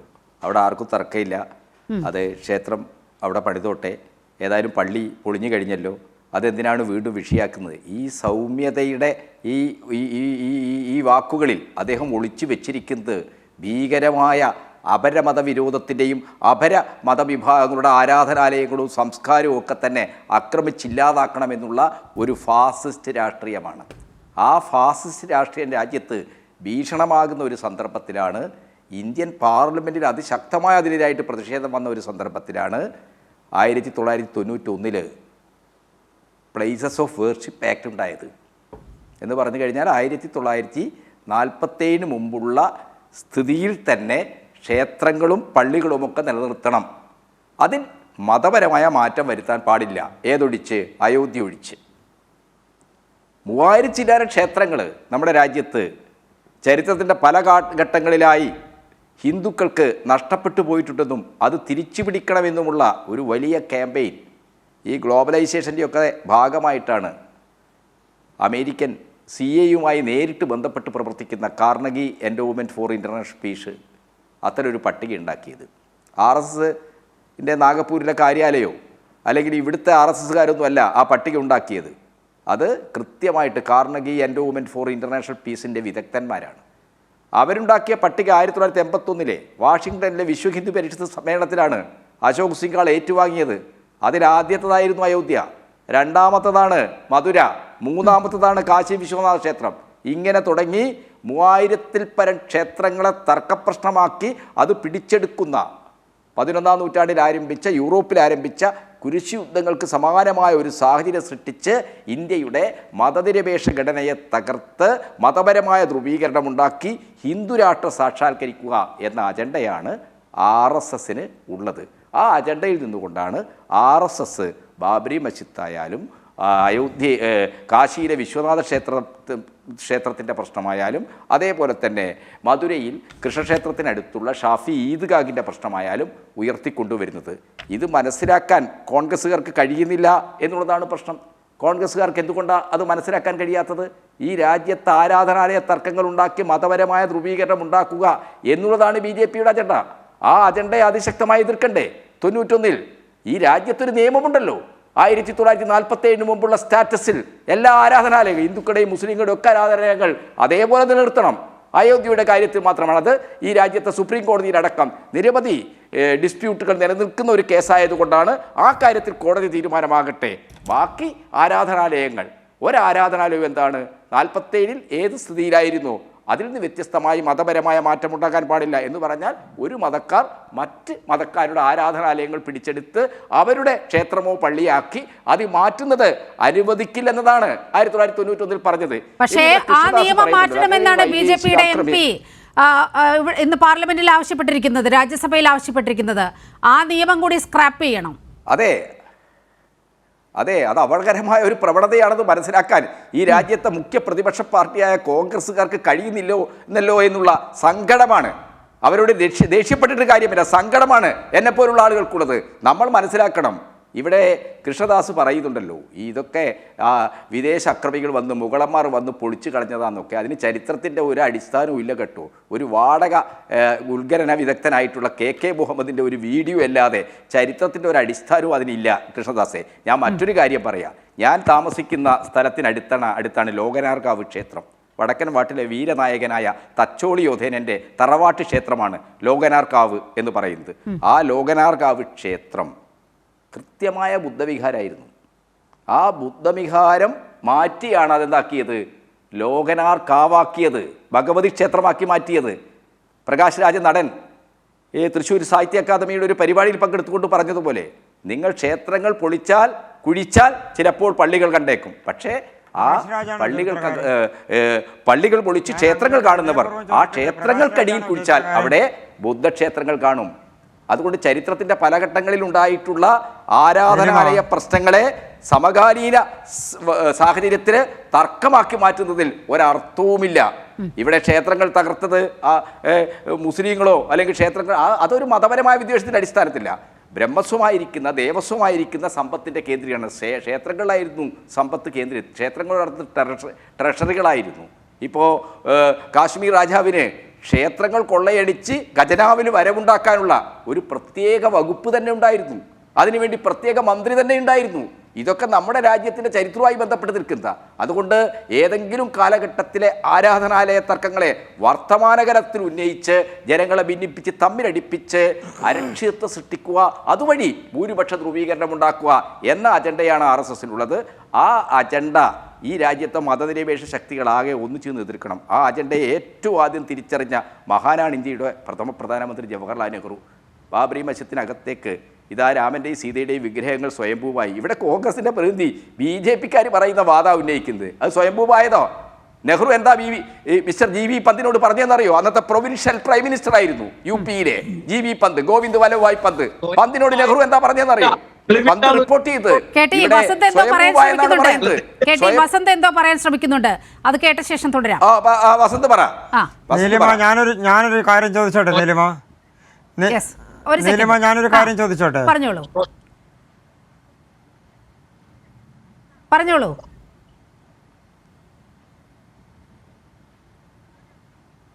പി കൃഷ്ണദാസ് പറഞ്ഞോളൂ. എന്നോടാണോ? പറഞ്ഞോളൂ. അതെ അതെ, ബഹുമാനപ്പെട്ട ശ്രീ കുഞ്ഞിക്കണ്ണൻ അദ്ദേഹത്തിന് കാര്യങ്ങൾ അറിയാത്തത് കൊണ്ടല്ല. അദ്ദേഹം നെഹ്റുവിനെ വല്ലാതെ പുകഴ്ത്തുകയും ശ്രീ വസന്ത തെങ്ങുംപള്ളിക്ക് പോലും ഇല്ലാത്ത ആരാധന അദ്ദേഹത്തിന് നെഹ്റുവിനോട് തോന്നുകയും ചെയ്യുന്നതിൻ്റെ ഒരു പ്രധാനപ്പെട്ട കാരണം, അതിലെനിക്ക് തെറ്റൊന്നും കാണാൻ വേണ്ടി കഴിയില്ല. കാരണം ഇപ്പോഴത്തെ ആനുകാലിക രാഷ്ട്രീയ സംഭവവികാസങ്ങൾ വെച്ചിട്ട് അദ്ദേഹം നെഹ്റുവിനെ തന്നെയാണ് ആരാധിക്കേണ്ടത്, രാഹുൽ ഗാന്ധിയെ തന്നെയാണ് ആരാധിക്കേണ്ടത്. അതിൽ തെറ്റൊന്നും ഞാൻ കാണുന്നില്ല.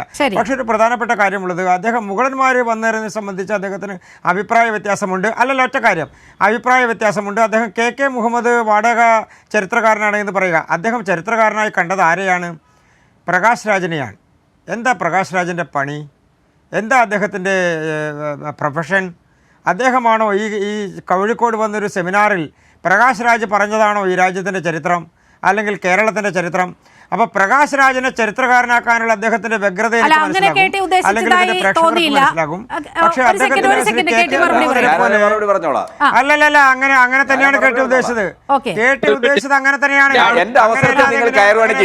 ഞാനൊരു കാര്യം പറഞ്ഞു പൂർത്തീകരിച്ചിട്ടില്ല. കൃഷ്ണദാസ് അക്കാര്യം പറഞ്ഞു പോയി. കെടിയുടെ സമയമാകുമ്പോൾ കെടി കൃത്യമായി മറുപടി പറയും. നമ്മൾ പറഞ്ഞ് അവസാനിപ്പിച്ചത് കെടി ഒരു വിഷയം ഉന്നയിച്ചപ്പോൾ, കെടി നെഹ്റുവിനെ കുറിച്ചൊരു വിഷയം ഉന്നയിച്ചപ്പോൾ വസന്ത തെങ്ങുംപള്ളിക്ക് പറയാനുള്ള അവസരമാണ് നമ്മൾ ഒരുക്കിയത്. വസന്ത തെങ്ങുംപള്ളി പറയൂ. അല്ല, അദ്ദേഹം പറഞ്ഞത്, ശ്രീ കെ.ടി. കുഞ്ഞിക്കണ്ണൻ പറഞ്ഞത് ഞാൻ പറഞ്ഞു അത്രയും. അത് സ്വയംഭൂ ആയതാണ് എന്ന് ഞാൻ പറഞ്ഞില്ല. ഞാൻ പറഞ്ഞത്, അങ്ങനെ യൂട്യൂബിൽ ചർച്ച നോക്കിയാൽ മതി, ഞാൻ പറഞ്ഞത് അത് സ്വയംഭൂ ആയതല്ല ആണ് എന്നുള്ള, സ്വയംഭൂ ആയതായ അല്ല എന്ന് സുപ്രീം കോടതി കണ്ടെത്തുകയും അവിടെ അതിന്റെ അടിയിൽ, അതായത് ഈ പറഞ്ഞ രാംലല്ല ഇപ്പോൾ നിർമ്മിച്ചിരിക്കുന്നതിന്റെ അടിയിൽ മുമ്പ് ഒരു ക്ഷേത്രം ഉണ്ടായിരുന്നു എന്നതിന് യാതൊരു തെളിവുമില്ല എന്ന് ഭരണഘടനാ ബെഞ്ച് കണ്ടെത്തുകയും ചെയ്തു എന്നാണ് ഞാൻ പറഞ്ഞത്. തെറ്റിദ്ധരിപ്പിച്ചു പോയിരുന്നു. ഓക്കെ, കേട്ടി. ഇനി എന്റെ ഊഴമാണെങ്കിൽ എനിക്ക് പറയാനുണ്ട്. ഒരു സെക്കൻഡ് പറഞ്ഞ് അവസാനിപ്പിക്കട്ടെ, അങ്ങയിലേക്ക് വരാം. ഞാനൊന്ന് പറഞ്ഞു തരട്ടെ. അതായത് ജവഹർലാൽ നെഹ്റു പറഞ്ഞത് അവിടെ വിഗ്രഹങ്ങൾ സ്വയംഭൂവായി എന്ന് പറഞ്ഞ് അത് അതിക്രമിച്ച് കൊണ്ടുവന്ന വിഗ്രഹങ്ങളാണ്. അതെടുത്ത് സരയൂ നദിയുടെ പ്രവാഹഗതിയിലേക്ക് എറിഞ്ഞു കളയണമെന്നാണ് മഹാനായ നെഹ്റു ഹിന്ദു മഹാസഭക്കാരൻ കൂടിയായിരുന്ന നിങ്ങളുടെ പഴയ UP പ്രധാനമന്ത്രിയോട് പറഞ്ഞത്. പക്ഷെ പന്ത് അതനുസരിച്ചില്ല. നിങ്ങൾ പന്തിൻ്റെ നിലപാടിലാണ്. ഞാൻ കേരളത്തിലെ കോൺഗ്രസ്സുകാരോട് പറയുന്നത്, പന്തിൻ്റെ നിലപാടല്ല, നിങ്ങൾ നെഹ്റുവിൻ്റെ നിലപാട് സ്വീകരിക്കണം. നിങ്ങൾ നെഹ്റുവിനെ പിന്തുടരണം. കൃഷ്ണദാസ് എന്തെങ്കിലും പറഞ്ഞുകൊള്ളട്ടെ. മഹാനായ നെഹ്റുവിൻ്റെ ഇന്ത്യയെ കണ്ടെത്തലും വിശ്വചരിത്രാവലോകനമൊക്കെ വായിച്ച് രാഷ്ട്രീയവും ചരിത്രമൊക്കെ പഠിച്ചു വന്ന ഒരു തലമുറയിൽപ്പെട്ട ആളുകളാണ് ഞങ്ങളൊക്കെ. അതുകൊണ്ട് ഞങ്ങൾക്ക് വളരെ കൃത്യമായ നെഹ്റുവിനുള്ള വിമർശനം വേറൊന്നാണ്. പക്ഷെ നെഹ്റുവിന്റെ മതനിരപേക്ഷ നിലപാട്, ആ നിലപാടിൽ നിന്നുകൊണ്ട് കോൺഗ്രസ് പാർട്ടി അയോധ്യ പ്രശ്നത്തിൽ നിലപാട് സ്വീകരിക്കണമെന്നാണ് ഞാൻ ഈ ചർച്ചയിൽ പറയുന്നത്.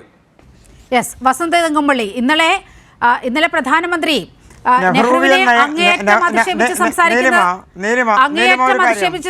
ഞാൻ അങ്ങയിലേക്ക് വരാം. ഒരു കാര്യം സൂചിപ്പിക്കട്ടെ.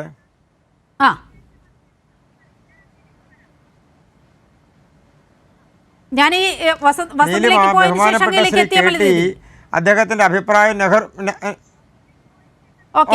കൃഷ്ണദാസ് പറയൂ. വസന്ത്, ഞാൻ ഇപ്പോൾ തിരികെ എത്താം. ഞാൻ സൂചിപ്പിക്കുന്നത്, ബഹുമാനപ്പെട്ട കെ.ടി. സൂചിപ്പിക്കുന്നത്, നെഹ്റുവിയൻ സംവിധാനങ്ങളെയും നെഹ്റുവിയൻ വിഷയങ്ങളെയും അദ്ദേഹം ആരാധിക്കുകയും അദ്ദേഹം അത് പ്രകീർത്തിക്കുകയും ചെയ്യുമ്പോൾ അദ്ദേഹം EMSനെ കുറിച്ച് മറന്നുപോയിരിക്കുന്നു എന്നുള്ളതാണ്. EMSന് നെഹ്റുവിനോടുള്ള നിലപാടെന്തായിരുന്നു? നെഹ്റുവിയൻ നയങ്ങളോടുള്ള നിലപാടെന്തായിരുന്നു? അത് അംഗീകരിക്കാൻ കഴിയുമോ ശ്രീ കെ.ടിയെ സംബന്ധിച്ചിടത്തോളം? EMS നെഹ്റുവിയൻ നയങ്ങളോട് കാണിച്ചിട്ടുള്ള വിയോജിപ്പ് എന്തായിരുന്നു?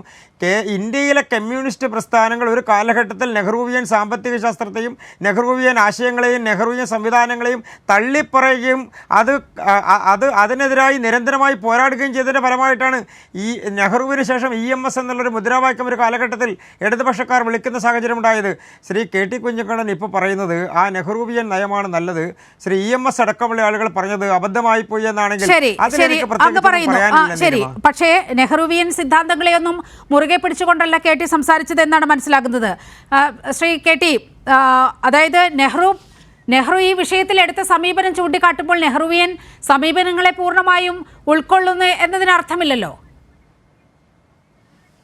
നെഹ്റുവിയൻ നയം എന്ന് പറയുന്നത് കൃഷ്ണദാസിന് മനസ്സിലാകാത്തതുകൊണ്ടാണ്. നെഹ്റുവിയൻ നയം എന്ന് പറയുന്നത് സോവിയറ്റ് ആസൂത്രണത്തെയും മേഖലയും അടിസ്ഥാനപ്പെടുത്തുന്ന സാമ്പത്തിക ശാസ്ത്ര സമീപനം, ഇന്ത്യയുടെ ഭാവി വികസന സമീപനം, കയറ്റുമതി ഇറക്കുമതിക്ക് പകരം ബദലായ ഒരു വികസന നയം, ഒരു വികസന തന്ത്രം നെഹ്റു മുന്നോട്ട് വെച്ചു. അത് 1956 രണ്ടാം ഇൻഡസ്ട്രിയൽ റെസൊല്യൂഷനിലൂടെയാണ് നെഹ്റു മുന്നോട്ട് വെച്ചത്.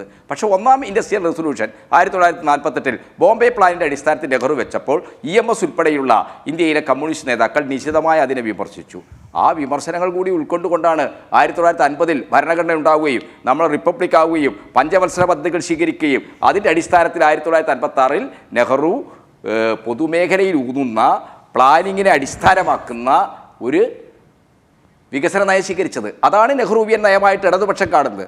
വികസന നയത്തിന് എല്ലാ കാലത്തും ഇടതുപക്ഷം പിന്തുണ കൊടുത്തിട്ടുണ്ട്. ശ്രീമതി ഇന്ദിരാഗാന്ധി ബാങ്ക് ദേശസാൽക്കരണം കൊണ്ടുവന്നപ്പോൾ, Shrimati Indira Gandhi privy person നിർത്തലാക്കിയപ്പോൾ, Shrimati Indira Gandhi 1970 patent നിയമം കൊണ്ടുവന്നപ്പോൾ, ഇന്ത്യൻ പാർലമെന്റിൽ ആ കോൺഗ്രസിലെ വലതുപക്ഷം, സിൻഡിക്കേറ്റ് കോൺഗ്രസ് എന്നൊക്കെ നമ്മൾ പറഞ്ഞ ഈ കോൺഗ്രസിലെ വലതുപക്ഷം ഇന്ദിരാഗാന്ധിക്കെതിരായിട്ട് നീങ്ങിയപ്പോൾ പാർലമെന്റിൽ ഉണ്ടായിരുന്ന AKG ഉൾപ്പെടെയുള്ള നേതാക്കളാണ് ഇന്ദിരാഗാന്ധിക്ക് പിന്തുണ കൊടുത്തത്. അതായത് പൊതുമേഖലയിൽ ഊന്നുന്ന, പ്ലാനിങ്ങിൽ ഊന്നുന്ന ഒരു സാമ്പത്തിക നയത്തെ, കോൺഗ്രസിന്റെ ആ രീതിയിലുള്ള നെഹ്റുവിയൻ നയത്തെ ഇടതുപക്ഷം എന്നും സപ്പോർട്ട് ചെയ്തു. എന്നാൽ കുത്തക പ്രീണനപരമായ 1948 ഒന്നാമത്തെ വ്യവസായ നയത്തെ അതിശക്തമായി എതിർത്തു. നെഹ്റുവിന്റെ നയങ്ങളിൽ നിന്ന് പതുക്കെ 80കളോടുകൂടി ഇന്ദിരാഗാന്ധി പിറകോട്ട് പോകുന്നു എന്ന അവസ്ഥ വന്നു. ആ സാമ്പത്തിക നയത്തെ അതിശക്തമായി എതിർത്തു. എൻ്റെ സുഹൃത്ത് കൃഷ്ണദാസ് മനസ്സിലാക്കേണ്ടത്, മലയാളത്തിൽ ആദ്യമായിട്ട് നെഹ്റുവിൻ്റെ ജീവചരിത്രം എഴുതിയ ആളുടെ പേര് EMS നമ്പൂതിരിപ്പാട് എന്നാണ്. നെഹ്റുവിൻ്റെ വർഗപരമായ, സാമ്പത്തിക ശാസ്ത്രപരമായ വികസന രംഗത്ത് കുത്തക അനുകൂലമായ നിലപാടുകൾ സ്വീകരിച്ച എല്ലാ ഘട്ടത്തിലും കമ്മ്യൂണിസ്റ്റുകാർ അതിനെ വിമർശിച്ചിട്ടുണ്ട്. എന്നാൽ അതിൽ നിന്ന് വ്യത്യസ്തമായ നെഹ്റു സ്വീകരിച്ച നെഹ്റുവിയൻ പാതയെ കമ്മ്യൂണിസ്റ്റുകാർ പിന്തുണച്ചിട്ടുണ്ട്. ഇതിനെ രണ്ടും രണ്ടായിട്ട് കാണണം. അത് കാണാൻ താങ്കൾക്ക് കഴിയില്ല. കാരണം എന്താണ്? 1948 ബോംബെ പ്ലാൻ അനുസരിച്ചുള്ള വ്യവസായ നയത്തിന് വേണ്ടി എല്ലാ കാലത്തും വാദിച്ചവരാണ് ജനസംഘം, ശ്യാമപ്രസാദ് മുഖർജി, ദീനദയാൽ ഉപാധ്യായ തുടങ്ങിയുള്ള ആളുകൾ ബോംബെ പ്ലാനിൻ്റെ അടിസ്ഥാനത്തിലുള്ള വികസന നയത്തിന് വേണ്ടി വാദിച്ചവരാണ്. ബോംബെ പ്ലാനിൻ്റെ അടിസ്ഥാനത്തിലുള്ള 1948 ഇന്ത്യയുടെ ഒന്നാമത്തെ വ്യവസായ നയത്തെ, ഇൻഡസ്ട്രിയൽ റെസൊല്യൂഷനെ തള്ളിക്കളഞ്ഞുകൊണ്ടാണ് നെഹ്റു ആ റിപ്പബ്ലിക് ആയതിനു ശേഷം 1956 രണ്ടാമത്തെ ഇന്ത്യയുടെ വ്യവസായ നയം അവതരിപ്പിച്ചത്. ആ അർത്ഥത്തിലാണ് നെഹ്റുവിൻ്റെ നയങ്ങളോടുള്ള ഞങ്ങളുടെ സമീപനം. ഇനി മറ്റൊരു കാര്യം, നെഹ്റുവിൻ്റെ മതനിരപേക്ഷ നിലപാടുകൾ എല്ലാ കാലത്തും ഞങ്ങൾ ഉയർത്തിപ്പിടിച്ചിട്ടുണ്ട്, ഞങ്ങളതിനെ സപ്പോർട്ട് ചെയ്തിട്ടുണ്ട്. നെഹ്റുവിൻ്റെ മതനിരപേക്ഷ നിലപാടുകൾ സ്വീകരിച്ചത് ഈ ഹിന്ദു മഹാസഭയും RSSും ഒക്കെ ഖിലാഫത്ത് പ്രസ്ഥാനത്തെ തുടർന്ന് വർഗീയ ധ്രുവീകരണം ഉണ്ടാക്കാൻ ശക്തമായ നിലപാട് സ്വീകരിച്ചപ്പോൾ ഗോഹട്ടി AICC സമ്മേളനത്തിൽ നെഹ്റുവിൻ്റെ ആവശ്യപ്രകാരമാണ് കമ്മ്യൂണിസ്റ്റ് നേതാവായ MN റോയി വർഗീയതക്കെതിരായിട്ടുള്ള പ്രമേയം എഴുതി തയ്യാറാക്കി അവതരിപ്പിച്ചത്. ആ ഗോഹട്ടി സമ്മേളനം അംഗീകരിച്ച മതനിരപേക്ഷ പ്രമേയമാണ് ഇന്ത്യൻ നാഷണൽ കോൺഗ്രസിന്റെ ഈ ഇന്ത്യ എന്ന് പറയുന്ന മതനിരപേക്ഷ റിപ്പബ്ലിക്കിനെ കുറിച്ചുള്ള കാഴ്ചപ്പാട്. ആ കാഴ്ചപ്പാട്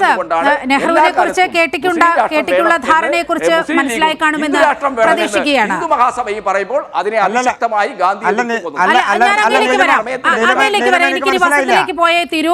വസന്ത തെങ്ങുംപള്ളി അല്ല, കൃഷ്ണദാസിലേക്ക് ഞാൻ വരാം, അങ്ങേക്ക് ഞാൻ സമയം തരാം. പക്ഷേ ഇനിയിപ്പോൾ വസന്തിലേക്ക് പോയേ തീരുവുള്ളൂ.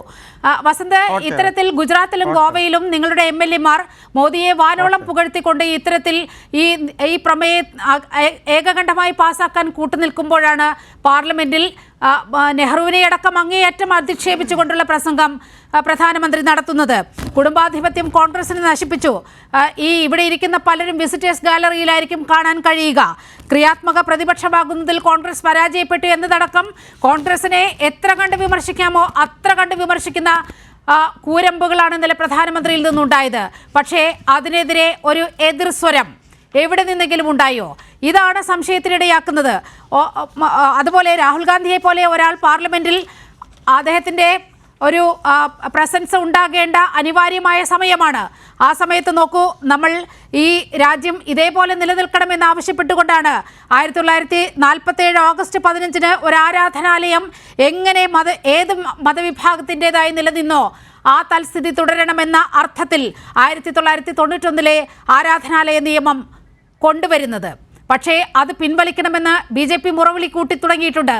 കാരണം അവർക്ക് മുന്നിലുള്ള കാശിയായാലും മധുരയായാലും ഇവർ ഈ 3500 ക്ഷേത്രങ്ങളുടെയൊക്കെ ഒരു കണക്ക് പറയുമ്പോൾ അതിലെല്ലാം അവരുടെ ഇത്തരത്തിൽ അവരുടെ ആധിപത്യം സ്ഥാപിച്ചെടുക്കണമെങ്കിൽ ഈ നിയമം രാജ്യത്തുണ്ടാകാൻ പാടില്ല.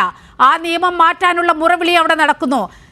പക്ഷേ പ്രതിപക്ഷത്തിൻ്റെ ശബ്ദമെന്ന് വിശേഷിപ്പിക്കാവുന്ന ഈ രാഹുൽ ഗാന്ധി എന്താണ് ഇതിലൊന്നും ഒരക്ഷരം പോലും മിണ്ടാതെ ഇങ്ങനെ നടക്കുന്നത്? അല്ല, ഒന്ന് നേരത്തെ കെറ്റി പറയുന്നത് കേട്ടു ദേവറസിന്റെ കാര്യം. ഏത് ദേവറസാണ്? മധുർക്കർ ദത്തറെ ദേവറസ് തന്നെയാണല്ലോ അല്ലെ? അദ്ദേഹം പണ്ട് ഡൽഹിയിൽ ഒരു വളരെ പ്രശസ്തമായ ഒരു പ്രസംഗം നടത്തുന്നുണ്ട്. നോക്കൂ കേരളത്തിലേക്ക്. അവിടെ ഹൈന്ദവ ഭൂരിപക്ഷമുള്ള ഒരു സർക്കാർ CPM എന്ന് പറയുന്ന പാർട്ടിയുടെ നേതൃത്വത്തിൽ അധികാരത്തിൽ വന്നിട്ടുണ്ട്. അവിടെ നമ്മുടെ കൂടെ പിന്തുണയോടുകൂടിയാണ് കേട്ടോ വരുന്നത് എന്ന് ആർക്കൈവ്സ് എടുത്ത് നോക്കിയാൽ കിട്ടും. ഈ ചർച്ചയ്ക്ക് ശേഷം ഞാൻ അങ്ങേക്ക് ആ പ്രസംഗത്തിന്റെ മുഴുവൻ കോപ്പി അയച്ചു തരാം. ആ ദേവറസിനെയാണ് നിങ്ങൾ പറയുന്നതെങ്കിൽ ആ ദേവറസ് എല്ലാ കാലത്തും നിങ്ങൾക്കും അനുകൂലമായി നിന്നിട്ടുണ്ട്. അടിയന്തരാവസ്ഥ കാലത്ത് ദേവറസ് അയച്ച ലെറ്ററും വെളിയിൽ ഉണ്ടാവാം, ഞാൻ അംഗീകരിക്കുന്നു. രണ്ട്, അങ്ങ് ചോദിച്ചൊരു കാര്യം, നീലിമ ചോദിച്ച കാര്യം, എന്തുകൊണ്ടാണ് പാർലമെന്റിൽ ഇന്നലെ ആരില്ലാതിരുന്നത്? രാഹുൽ ഗാന്ധി ഇല്ലാതിരുന്നത്?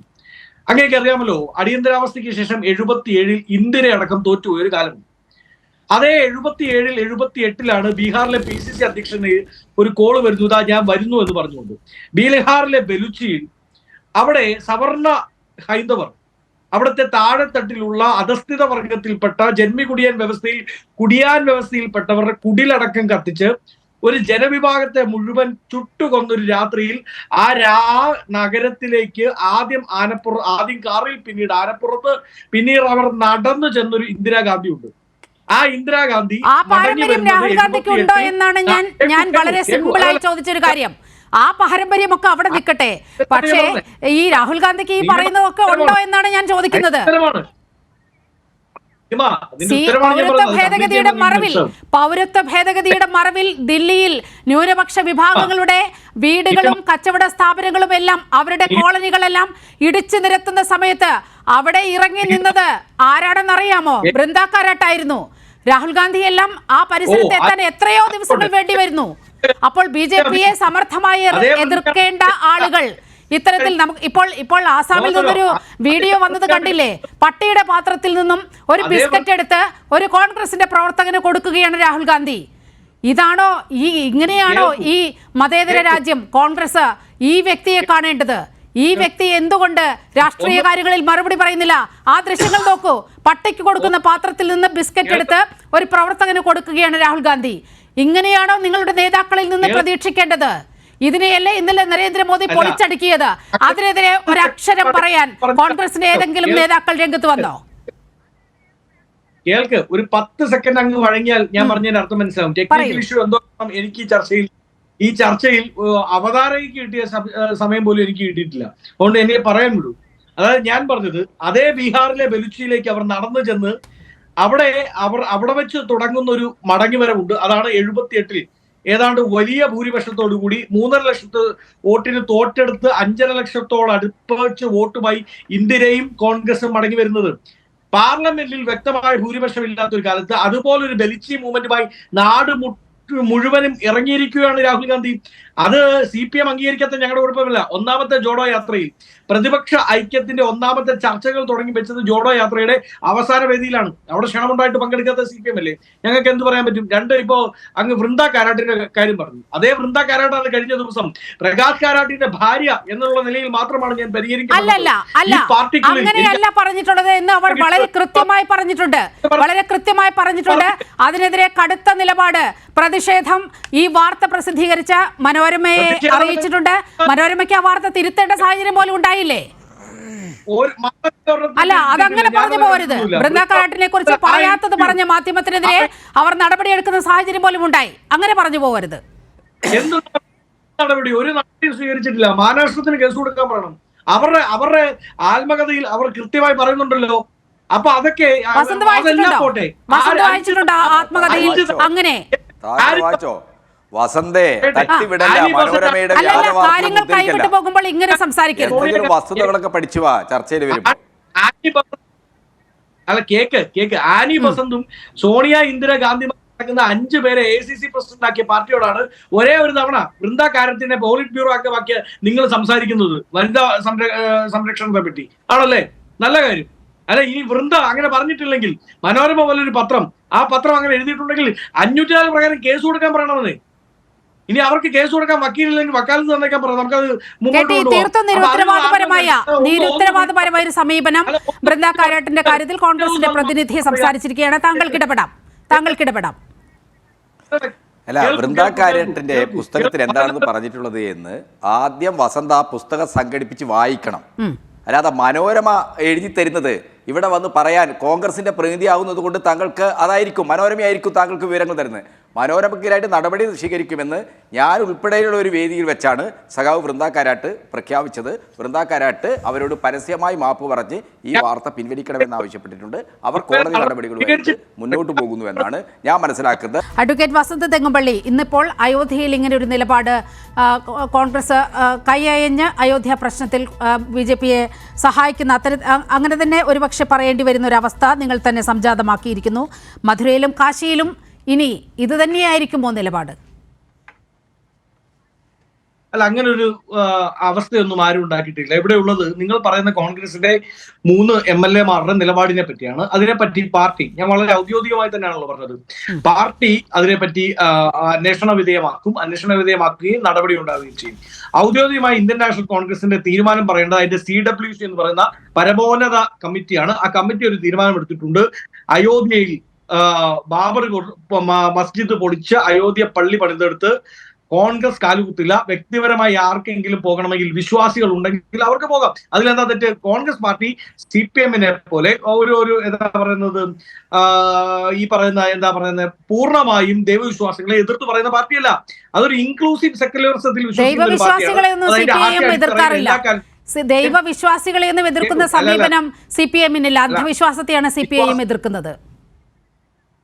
വിശ്വാസങ്ങളെ 885-ൽ തേജ്പാൽ കോളേജിന്റെ മുറ്റത്ത് രൂപം തൊട്ട് ഇന്ന് വരെ പലതരത്തിലുള്ളവർ, പല ആശയധാരയിലുള്ളവർ ഈ പാർട്ടിയുടെ ഭാഗമായിട്ടുണ്ട്. അവരെ എല്ലാം അംഗീകരിക്കുകയും എന്നാൽ പാർട്ടിയുടെ പൊതു നിലപാടിലേക്ക് ചേർന്ന് പോകാത്തവരെ എതിർക്കുകയും ചെയ്യുന്ന നിലപാടാണ് കോൺഗ്രസിനുള്ളത്. അത് ഇനി തുടർന്ന് തന്നെ ഇരിക്കും. ഈ വിഷയത്തിൽ ഔദ്യോഗികമായി പാർട്ടിയുടെ നിലപാട് ഇതാണ്. ഇതിൽ CWCയുടെ നിലപാടൊക്കെ നമുക്ക് കാണേണ്ടിയിരിക്കുന്നു. അയോധ്യയിലടക്കം ഈ രാജ്യത്തെ കാർന്നു തിന്നുന്ന ഏറ്റവും ഹൈന്ദവ വർഗീയതയുടെ ഏറ്റവും മൂർത്തിഭാവമായ അയോധ്യയിലടക്കം കോൺഗ്രസ് എടുക്കുന്ന സമീപനം നമ്മുടെ മുന്നിലുണ്ട്. അഡ്വക്കേറ്റ് കൃഷ്ണദാസിലേക്ക് വരികയാണ്. ശ്രീ കൃഷ്ണദാസ്, ഇപ്പോൾ അയോധ്യയ്ക്ക് തൊട്ടുപുറകെ കാശിയും മധുരയും നിങ്ങളുടെ മുമ്പിൽ അടുത്ത ഗോളുകളായി നിൽക്കുകയാണ്. ഇപ്പോഴാണ് ഈ 91 ആരാധനാലയ നിയമം പിൻവലിക്കണമെന്ന് BJP ആവശ്യപ്പെടുകയാണ്. അതായത് നിങ്ങൾ ഉദ്ദേശിക്കുന്ന രീതിയിൽ ഈ രാജ്യത്തെ ഒരു മതരാഷ്ട്രമാക്കി നീക്കുന്നതിനുള്ള എല്ലാ പദ്ധതികളും നിങ്ങൾ ഓരോ ദിവസവും ആസൂത്രണം ചെയ്യുന്നു എന്നല്ലേ ഇതിൽ നിന്ന് മനസ്സിലാക്കേണ്ടത്?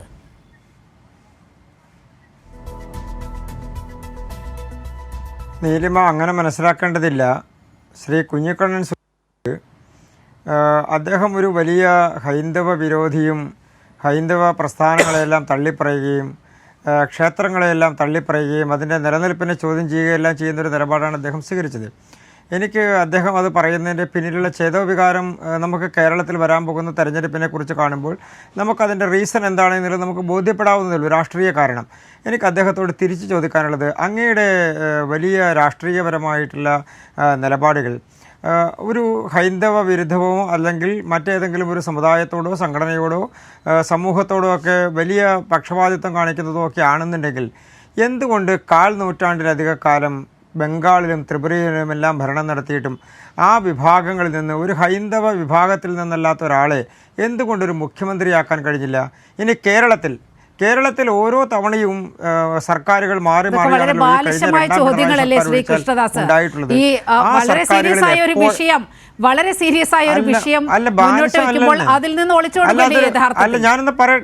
ഞാനൊന്ന് പറയട്ടെന്ന് ഞാൻ പറയട്ടെ കേരളത്തിൽ ഈ കാലം അത്രയുമുള്ള ഗവൺമെൻറ്റുകളിൽ എന്തുകൊണ്ട് നിങ്ങളൊരു ഹൈന്ദവ സമൂഹത്തിൽ നിന്നല്ലാത്ത ഒരാളെ മുഖ്യമന്ത്രിയാക്കാൻ തുനിഞ്ഞില്ല? ഇനി അങ്ങ് ചോദിച്ച ചോദ്യം, 91 നിയമം ഏത് കാലഘട്ടത്തിലാണ് ഉണ്ടായത് എന്നുള്ളത് എല്ലാവർക്കും അറിയാവുന്നതാണ്. അയോധ്യയുമായി ബന്ധപ്പെട്ടുകൊണ്ടുള്ള തർക്കം നിലനിൽക്കുമ്പോൾ കോൺഗ്രസിൻ്റെ ഗവൺമെൻറ് ശ്രീ നരസിംഹറാവുവിൻ്റെ നേതൃത്വത്തിൽ അന്ന് ഇനി അങ്ങോട്ടേക്ക് തനിക്ക് ശേഷം പ്രളയം എന്ന് പറയാൻ വേണ്ടിയിട്ടുള്ള ഒരു നിലപാട് സ്വീകരിച്ചതിൻ്റെ ഫലമായിട്ട് ഉണ്ടായ ഒരു താൽക്കാലിക നിയമം മാത്രമാണത്. ഈ തരത്തിൽ എത്രയോ അബദ്ധജടിലമായിട്ടുള്ള രാജ്യത്തിൻ്റെ നിലനിൽപ്പിനെ തന്നെ ബാധിക്കുന്ന തരത്തിലുള്ള നിയമങ്ങൾ കാലാനുസൃതമായി മാറ്റപ്പെട്ടിട്ടുണ്ട്.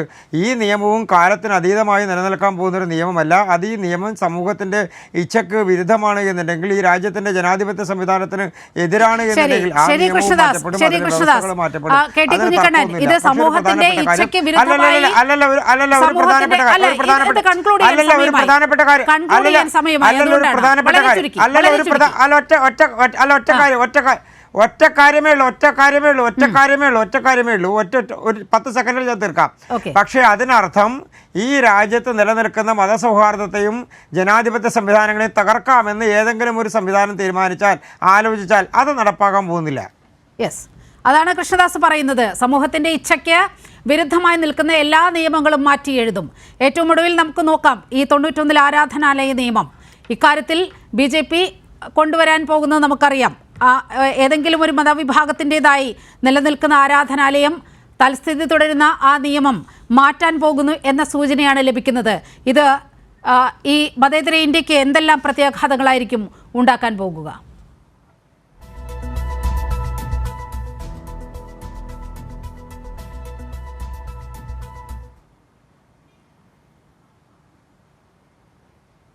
ശ്രീ കെ ടി, കേൾക്കാമോ? എന്നോടാണോ ചോദിച്ചത്? അതെ അതെ, ആദ്യമേ തന്നെ നീലിമ, ഈ കൃഷ്ണദാസ് തെറ്റിദ്ധരിക്കരുത്. കേരളത്തിൽ 52% ഹിന്ദുക്കളുണ്ട്. ആ 52% വരുന്ന ഹിന്ദുക്കളിൽ മഹാഭൂരിപക്ഷം വരുന്ന തൊഴിലാളികളും കൃഷിക്കാരും മറ്റ് അധ്യാപകരും സർക്കാർ സർവീസിൽ പണിയെടുക്കുന്നവരൊക്കെ ആയിട്ടുള്ള ആളുകൾ അവരുടെ രാഷ്ട്രീയ വിശ്വാസം അർപ്പിച്ചിരിക്കുന്നത് CPM-ലാണ്, ഹിന്ദുവിൻ്റെ കുത്തക അവകാശപ്പെടുന്ന നിങ്ങളിലല്ല. കേരളത്തിൽ 10-28% മുസ്ലിങ്ങളുണ്ട്. അതിൽ വലിയൊരു വിഭാഗം ഇപ്പം മുസ്ലിം ലീഗ് ഒരു പ്രത്യേക പ്രദേശത്ത് മുസ്ലിം സമുദായത്തെ പ്രതികരിക്കുന്നത് ഒഴിച്ചാൽ കേരളത്തിലെ മുസ്ലിം വോട്ടുകളുടെ ഷെയർ നിങ്ങൾ നോക്കിക്കഴിഞ്ഞാൽ, രാഷ്ട്രീയ പാർട്ടികൾക്ക് ഷെയർ ചെയ്യപ്പെടുന്ന കണക്കുകൾ നിങ്ങൾ നോക്കിക്കഴിഞ്ഞാൽ അതിൽ ഭൂരിപക്ഷവും ആരാണ്? CPM പ്രതിദാനം ചെയ്യുന്ന ഇടതുപക്ഷമാണ്. ക്രൈസ്തവ വോട്ടുകളിലും ഗണ്യമായ ഭാഗം വരുന്നത് ഇടതുപക്ഷത്താണ്. കൃഷ്ണപിള്ള നേരത്തെ പറഞ്ഞിട്ടുണ്ട്, ഞങ്ങൾ ജനങ്ങളെ കാണുന്നത് ഹിന്ദു, ക്രിസ്ത്യൻ, മുസ്ലിം എന്നൊക്കെ ഉള്ള രീതിയില്ല. അവർ തൊഴിലാളികളാണ്, കൃഷിക്കാരാണ്, അവർ സർക്കാർ ഉദ്യോഗസ്ഥന്മാരാണ്, അവർ ഇടത്തരക്കാരാണ്. ഈ രീതിയിൽ എല്ലാ വിഭാഗം ജനങ്ങളുടെയും അവരുടെ ഭൗതിക ജീവിത ആവശ്യവുമായി ബന്ധപ്പെട്ടാണ് ഞങ്ങൾ സംഘടിപ്പിക്കുന്നത്. അതോടൊപ്പം തന്നെ അവരുടെ ആത്മീയ ആവശ്യങ്ങൾ അവരുടെ വ്യക്തിപരമായ കാര്യമാണെന്നും അതിന് അവർക്ക് ഇഷ്ടമുള്ള മതത്തിൽ വിശ്വസിക്കാം.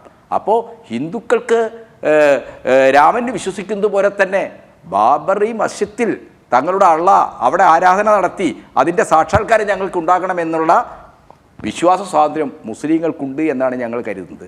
അതുകൊണ്ട് ഹിന്ദുവിൻ്റെ വിശ്വാസം പോലെ തന്നെ പ്രധാനമാണ് കൃഷ്ണദാസെ മുസ്ലിമിൻ്റെയും ക്രിസ്ത്യാനിയുടെയും വിശ്വാസം. മുസ്ലിങ്ങളും ക്രിസ്ത്യാനികളുമൊക്കെ ആഭ്യന്തര വിപത്തുകളാണ്, അവരെ ഉച്ചാടനം ചെയ്യേണ്ടതാണ് എന്ന് അനുശാസിക്കുന്ന ഒരു വിചാരധാരയാണ് നിങ്ങളുടെ പ്രത്യയശാസ്ത്രം. ആ വിചാരധാരയ്ക്ക് എതിർക്കുന്നത് ഹിന്ദുവിനെ എതിർക്കുന്നില്ല. നിങ്ങൾ ഹിന്ദുവിൻ്റെ ആരുമല്ല, നിങ്ങൾ കോർപ്പറേറ്റ് മൂലധനത്തിൻ്റെ 1947 മുമ്പാണെങ്കിൽ ബ്രിട്ടീഷ് മുഖ്യമന്ത്രിമാരാവാൻ മൂലധന താല്പര്യം, ആധിപത്യ താല്പര്യം, ആ താല്പര്യങ്ങളുമായി ചേർന്നവരാണ്. ശിക്ഷാവിധിയുമായി ചെന്ന ആളാണ് ഈ സവർക്കർ. ആ സവർക്കർ കൃഷ്ണദാസ് അങ്ങനെ ചോദ്യം ചോദിക്കുമ്പോൾ രാജ്യസഭയിലും ലോക്സഭയിലും എത്ര മുസ്ലിമുണ്ട് മോഡിയുടെ? കൃഷ്ണദാസ്, ഒരാളുടെ പേര് പറയൂ. ഞാൻ നിങ്ങളോട് ആ ചോദ്യം തിരിച്ചു ചോദിക്കാത്തത് എനിക്ക് സഹതപിക്കാനേ കാര്യമുള്ളൂ എന്നുള്ളത് കൊണ്ടാണ്. ഞാൻ നിങ്ങളോട് ചോദിക്കുന്നത് കേരളത്തിൻ്റെ ഗവർണറെ കുറിച്ചാണ്. എന്തിനാണ് നിങ്ങൾ കേരളത്തിൻ്റെ ഗവർണറെ എതിർക്കുന്നത്? എന്തിൻ്റെ അടിസ്ഥാനത്തിലാണ് എതിർക്കുന്നത്? അത് നിങ്ങളുടെ നയങ്ങൾ നടപ്പാക്കുന്നത് കൊണ്ട് തന്നെയല്ലേ? അതിലെന്തെങ്കിലും സംശയമുണ്ടോ? ശ്രീ കെ ടി പറഞ്ഞ് അവസാനിപ്പിക്കാം. 10 സെക്കൻഡ്. ഇന്ത്യയുടെ പ്രസിഡന്റ് BJP ആദ്യം അധികാരത്തിൽ വന്നപ്പോൾ ഇന്ത്യയുടെ പ്രസിഡന്റ് ആയത് ആരായിരുന്നു? ഇന്ത്യയെ ഒരു ആധുനിക മതനിരപേക്ഷ രാഷ്ട്രം എന്ന നിലക്ക് അതിൻ്റെ അസ്തിത്വത്തെ ബാൾക്കനൈസ് ചെയ്യുക, തകർത്ത് കളയുക എന്ന അജണ്ടയാണ് BJPക്കുള്ളത്. അത് ഹിന്ദുത്വം എന്ന ഏകാത്മകതയിലേക്ക് ഇന്ത്യയിലെ എല്ലാ ജനവിഭാഗങ്ങളെയും ബലം പ്രയോഗിച്ച് ഉദ്ഗ്രഥിക്കാനാണ് ശ്രമിക്കുന്നത്. ആ ഉദ്ഗ്രഥന പ്രക്രിയയുടെ വിധ്വംസകമായ പ്രഖ്യാപനമാണ് 1991 ആരാധനാലയങ്ങളുടെ സംരക്ഷണ നിയമം മാറ്റണം എന്നതുൾപ്പെടെയുള്ള Okay. അത് അപകടകരമായ ഒരു ബാൾക്കനൈസേഷൻ അങ്ങേയറ്റം അജണ്ടയാണ്. അപകടകരമായ ഒരു അവസ്ഥയിലേക്ക് രാജ്യത്തെ കൊണ്ടെത്തിക്കാനാണ് സംഘപരിവാർ ശ്രമം. ഈ സംഘപരിവാർ രാജ്യത്ത് നടപ്പാക്കുന്ന ഹിന്ദുത്വവൽക്കരണത്തെ അതേ ശക്തിയിൽ അകമഴിഞ്ഞ് പിന്തുണയ്ക്കുകയാണ് കോൺഗ്രസ്. അങ്ങേയറ്റം ആപൽക്കരമായ ഒരു സ്ഥിതിയിലേക്ക് കോൺഗ്രസും എത്തിപ്പെട്ടിരിക്കുന്ന ഒരവസ്ഥ. അതാണ് ന്യൂസ് ആൻഡ് വ്യൂസ് ഒരു മണിക്കൂർ ചർച്ച ചെയ്തത്. ഈ ചർച്ചയിൽ പങ്കെടുത്ത KT Kunhikannan, advocate Vasant തെങ്ങുംപള്ളിയിൽ, advocate P. Krishnadas, എല്ലാവർക്കും വളരെയധികം നന്ദി.